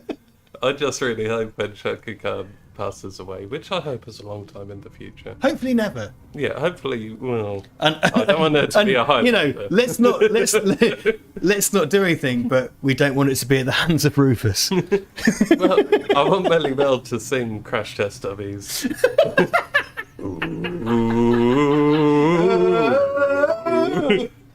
There was This a is- girl This who- is 60 people watching a man in a cupboard. And we're talking. Talk about songs from the early 90s. Yeah, exactly. At best. Like, it's a sample of a sample wrapped up in a Okay, look, I'm going to leave the cupboard. Yeah, okay. I'm going to leave the cupboard, okay? Chaka cat, let me rock you, Chaka cat. Let me write. Chaka cat. Money, yeah, money, feel money, for money, you. money. Money. Okay, here we go. Feel for you. This is genuinely quite threatening because, like, everybody has to watch this. I die. Okay. There's good. Listen, seriously though, Oh, that's an egg. Okay, I've got 270 rounds left for the peel.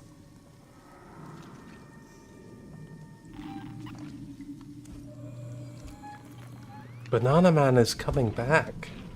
They've been saying it for ages. There's worms. Oh, that's a dead body. Ivan, watch the game. Okay. I'm sorry, chat, but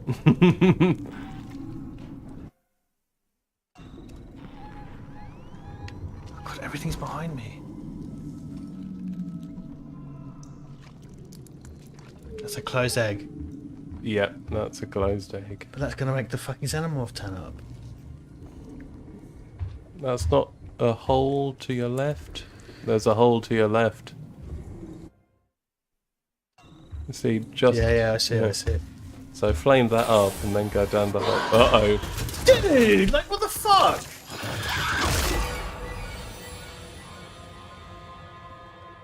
This is bullshit. I just want to say, beans. just to be clear, I want to end this at 11, which is in 15 minutes. Because that's 3 hours. Yeah. And I'm sorry for not finishing. I'm sorry for how much this sucks. This is the worst stream ever. Not this one, I mean the series. Which is so much worse. So much worse. As Casbina says, this banter is exactly like what happens in a horror movie just before someone dies. Right, yeah. For 12 hours. Super Ted is also getting a reboot, says Benny Legend. For the love of God. On top of Banana Man. Banana Man. Banana Man. Steve Banana Man.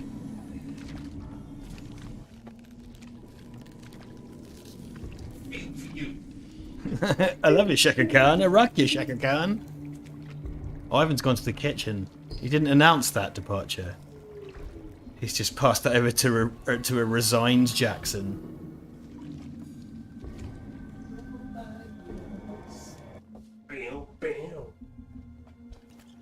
See, while I was in the kitchen, I could secretly sing some Shaka Khan. Right. Adrian Mendoza says, "You're doing a great job, Richard," which is very kind, but also really untrue. But it shows that you care, Adrian, and that's really sweet. Hey, Mendoza's the positive force. He's the Kimmy that's Schmidt, needed. isn't he? He's the Kimmy Schmidt. He is the Kimmy Schmidt. Yeah. And I think we all wish we could be a Kimmy Schmidt. Right? Apart from people who don't, and those people are people who haven't seen Kimmy Schmidt. Yeah, they don't. I feel sorry They for were them. never going to be Kimmy Schmidts. Yeah. You recently did the Kimmy Schmidt. And which took far too long. Mm-mm. Not on the night, I mean, it took far too long for me to do it. Oh, okay. Yeah. Because I love my Kimmy Schmidt so much. Kimmy Schmidt is fucking boss. Yeah, no, you did very well. You died, or you didn't die, but you ended once before completing it. Yeah. And it wasn't by design, you know. Oh, fuck. Okay. Obscure Entertainment says, "You can do it, Richard." I'm gonna hide. I just survived the xenomorph again. I'm gonna be official. This is my last go. Because that'll take us to Okay. 3 hours of gameplay. And we're That's gonna be fair. here all night, yeah. We'll see what the chat says. This is embarrassing at this point. I've only played this story mode once, is all I'm saying. Hey, well, look. Yeah, look. Hey, chat. Are you here for sweet Android dunks on Android gameplay? Would you rather you were watching Data stream Alien Isolation? Or are you here for the warm community? It's not about the journey, it's about the isolation. Stephen Allen says, "What are your favourite British sitcoms? Got any particular faves?" Porridge. Oh, Porridge. Right, look, Clement and Lefrene, man. Masters. I love Dad's Army, I love Porridge. Like, Peep Show, Blackadder. Peep Show, fucking Armstrong and Bain. Peep Show, man. Blackadder, sure. Like, I really love Porridge. Like, Porridge, because Porridge is like Short Circuit 2. Way worse than Short Circuit 2. Full of awful problematic things. Oh, God. But Porridge is so beautifully written. It's such a brilliant... And Ronnie Barker... Because Ronnie Barker did... what did Ronnie Barker do? There's a really late stage thing about Winston Churchill. For my part, fuck Winston Churchill. But he played Churchill's butler, and it was just a straight... I think it's the last thing Barker did was a straight-up dramatic role. And actually, like, Barker's portrayal of Fletcher, like, he's an amazing actor. Like, Ronnie Barker was... And so was Corbett. Corbett was an amazing actor, if anyone gave him the chance. And John Landis did the Burke and Hare movie with Andy Serkis and Simon Pegg. And Corbett does a great little bit in Get in that hole. Wait, where is he? Where is he? Get in that hole to your left. Hold to the left. Yes, that's what we did before, right? There you go. Yeah, Ronnie Barker was something my dad always said to me. It was just like, Ronnie Barker, like... Because we used to watch the two Ronnies when I was a kid. And Fucking hell. yes. What was I supposed to do with that? Okay, let's wrap this up. I'm going to wrap this up. Well, hang on for a bit, 'cause it's not quite 11, but I'm going to wrap this up. Yeah, Sanjay just responded. God bless you, Sanjay. You sweet cunt. Yeah, we're going to wrap this up. We're at the end of the game, but look, I'm just saying I suck at this game. It's what I say. I'm not going to pretend anymore. Like, yeah, this is dreadful. It took me 3 hours to get there. This is the end part of the game. Ivan very sweetly went to me a while ago, if we're going to do this again, maybe you should just play it. And Did I? yeah. You were like, just play it and practice it. And I went, no, I can't because the save game is at the end of the game. Yeah, you were just really like, dude, just as well you should have done because this has been dreadful. I'm the Meredith Burgess. Yes. Sorry, Burgess Meredith. The Burgess Meredith, yeah. You're a bum, Rock! Get up, Ripley. Get up. You gotta eat lightning and fart thunder. Yes. Yeah, Ivan was very kind. I might be able to do it in the last one. I guess I should practice and just never save. Part 5 coming later. Let's do a different game next. Because if we're only doing this once every 2 months, let's try and A, speed that up, and B, add some variety, I think is what we're saying. If anyone in the chat has views. James Little believes in you, Richard. He says, Paul Healy says you can do it. Yeah, no, you can do it. I mean, it's all up to you. Okay. In Latin, Bic is for generosity.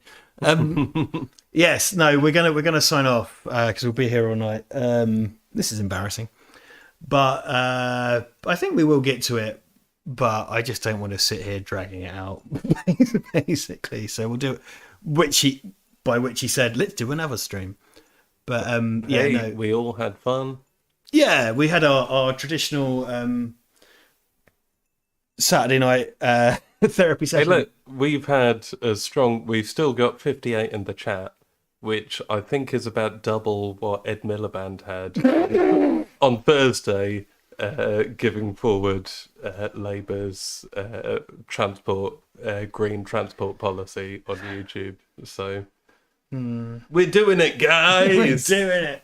Well, Ed Miliband can eat our dust. Sean Northridge says Hogs of War twice in capitals, Ooh. which I do have on Steam. Yeah. Sean Northridge says that 3 times, actually. Rob Meyer says you can do it, put your back into it.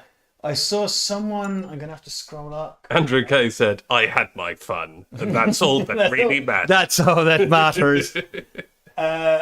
Mr. HG talk about MGS. Yeah, we will get to some MGS because I really want to do MGS. We'll get MGS running on the Retro Boy, I think is the thing, because I play MGS 1. But MGS 1, MGS 3, and MGS 5 are my one. The odd-numbered Metal Gear Solids are mine. Super chat you can do, as you're not playing the game at the moment. Oh, shit. Okay. Oh, my God. Caspiness, my Silent Hill hero, has dropped in a sobering fact. Mission 15 of 30, really? But is it just that 16 to 30 are really accelerated? That can't be true. Because that makes surely? me... Yeah, because you come... What I feel is 15 to 16 are the first 3/4 of the game. And then there are 14 missions accelerated in the end of the game. Because that makes me really apprehensive and sad, and probably I should just finish this fucking game offline before Caspiness turned up in my Silent Hill stream, and I played a bit of Silent Hill, had a feel for it, cracked on, and Caspiness turned up and guided me through Silent Hill, which was really, really, really valuable, Caspiness. So thank you so much. But also, I will thank you for the... Caspiness just wrote, ha ha ha ha ha. I will never unthank Caspiness. I will never say, well, fuck you, because I owe Caspiness so much. He's earned that laugh. Because I need to really just play this game, don't I? Oh my well, God. I have to say, I'm looking forward to the chat brain box to fulfill soda drinking corridor janitor's question. Someone sum up tonight's stream for me in 2 words. So, chat brainstem, please use 2 words to sum up. I'll give you a primer. This is Richard Jackson's 2-word summary of tonight's stream. Oh, it's going to be mopey. It's going to be bad game. Yeah, toilet water. There we go. There you go. Let me... I'm sure the brain's. We're not signing off until we've had our 2 words. Yeah, well, let's get our 2-word kind of summaries.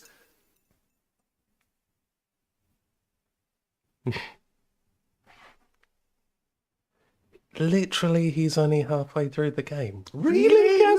No, I absolutely thought not. yeah. Because you do the alien nest where it's revealed to you that there's multiple xenomorphs, and then you do the spacewalk thing. But to be fair, this is what happens when you complete a game once and then you go back to it. I've played this beginning to end once, and then I decided let's do it live on the internet. Someone up in the chat who I missed, and I'm sorry, talked about the Resi 7 one. So the Resi 7 stream, I think the first stream was 2/3 of the game. This is going to sound really disingenuous at this point, but the first stream was 2/3 through, and we've got to the ship. And we're playing as Mia, and we did at least some of the Mia stuff, which means I think we've got 1/3 of the game left on Resi 7. And I really want to do ship stuff. The ship stuff. I really want to, and that's a game where I'm a lot more confident. I want to do Doom Eternal Ancient Gods Part 2. I never did Ancient Gods Part 1, but I want to do Ancient Gods Part 2 on a stream. And Ivan and I have talked a lot about doing Resident Evil 8, but I'm more at home with the Resident Evil games. Yeah. I would never do, because when Resident Evil 2 Remake came out, I didn't do my playthroughs online. I did them offline and then did them online. I'm not gonna, and also because I just want to enjoy those, but also because I suck. But you know, I'm not. I'll say 2 words so far. Ricky Spanish with he tried. It's true, he did, and it took 12 hours. There's a fair few less kind ones. Tell me the least kind one you can find and who it's from. Least kind work. Here's the thing: the least kind thing you can Rob find. Myers with utter toilet. Yeah, and the thing is, I'm all right with that because it's from Rob, and it's in the Val Verde vernacular of utter toilet. And also, he's not wrong. Yeah. Like, none of you guys can hurt me. It's fine. Like Andrew K with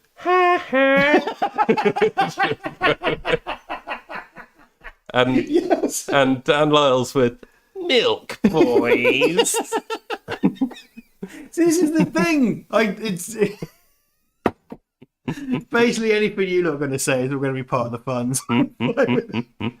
And also, I have such thunderously low expectations of myself. This is totally fine. James Liddell with unending journey. Can we give, by the way? Okay, just like hot off the press. Casby Ness with I'm messing around. It does accelerate during mission 16 to 30. But I was genuinely worried. Okay, here are 2 important chatters to address. Casby Ness fucking with us. I was kind of like, no, because part of me was like, I'm definitely into the game. But also, Casby Ness knows better than me on survival horror, so I was like, oh my god, have I got 12 hours left? He should have been like, oh yeah, but what about when you play Officer Dracon? Yeah. The dragon alien. What about the chapter set in the 22nd century? When you also, James Liddell was tonight's first chatter. Oh. James Liddell. Original chats. Original chats, yeah. OC. We'll call you OC from now You're on. the Orange County James Liddell. But James was the first one to post a chat in the chat tonight, so that's kind of great. But Casper Ness is my sort of my spirit animal. Casper Ness is my guide, you know. So I'm not going to argue with Casper Ness. And Dan Lyles is your dog tags. Dan Lyles. These have been chattering away the whole Yeah. evening, yeah. So that's my Dan Lyles. Warhorse. Little warhorse. I've been in a war. Got an eye patch. He's not able to be in alien isolation because he's got big jobs on Terracide. I've been in alien isolation for 14 days, so I can see the alien queen. You see what I've done? See what I've done? All right. Well, should we call an ending to the meeting of this Midnight Society? Yeah. So, thanks, guys. Thanks, guys, so much for coming. I honestly thought I might do it tonight, but I'm basically useless. And 15 minutes. I don't think I brought up any of the chat being like 15 minutes. 15 minutes on Triple Nightmare was, look, if you believe what internet personalities tell you, and trust me, like, when you go to Poundland, I'm not even that. Like, this is way, like, the 5-cent store from What? Simpsons. No, not even that. I sort of think if you tried to buy a bin bag from eBay, I would be the cheapest bin bag on eBay. I think Not you're even- promoting bin bag eBay sales. When you said that, I was like, I want to buy a mysterious bin bag. Well, on eBay. just to be clear, what's wrong with that? No, it's good. Well, no, yeah, that's what I mean. It's like as far I as hope you're on the marketplace selling mysterious bin bags because I think sales are going to go through the the roof. thinnest of thin bin liners is the Val Verde gameplay. What's inside? Nobody knows. No, they do.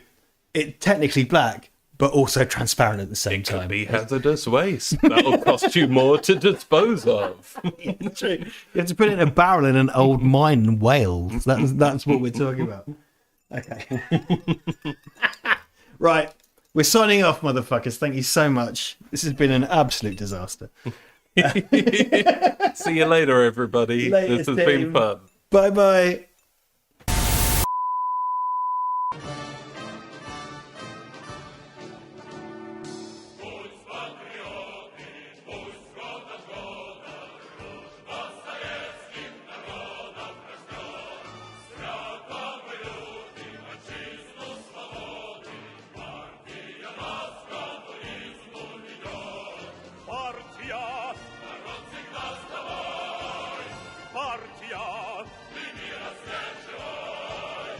Razum naroda, gordość naroda.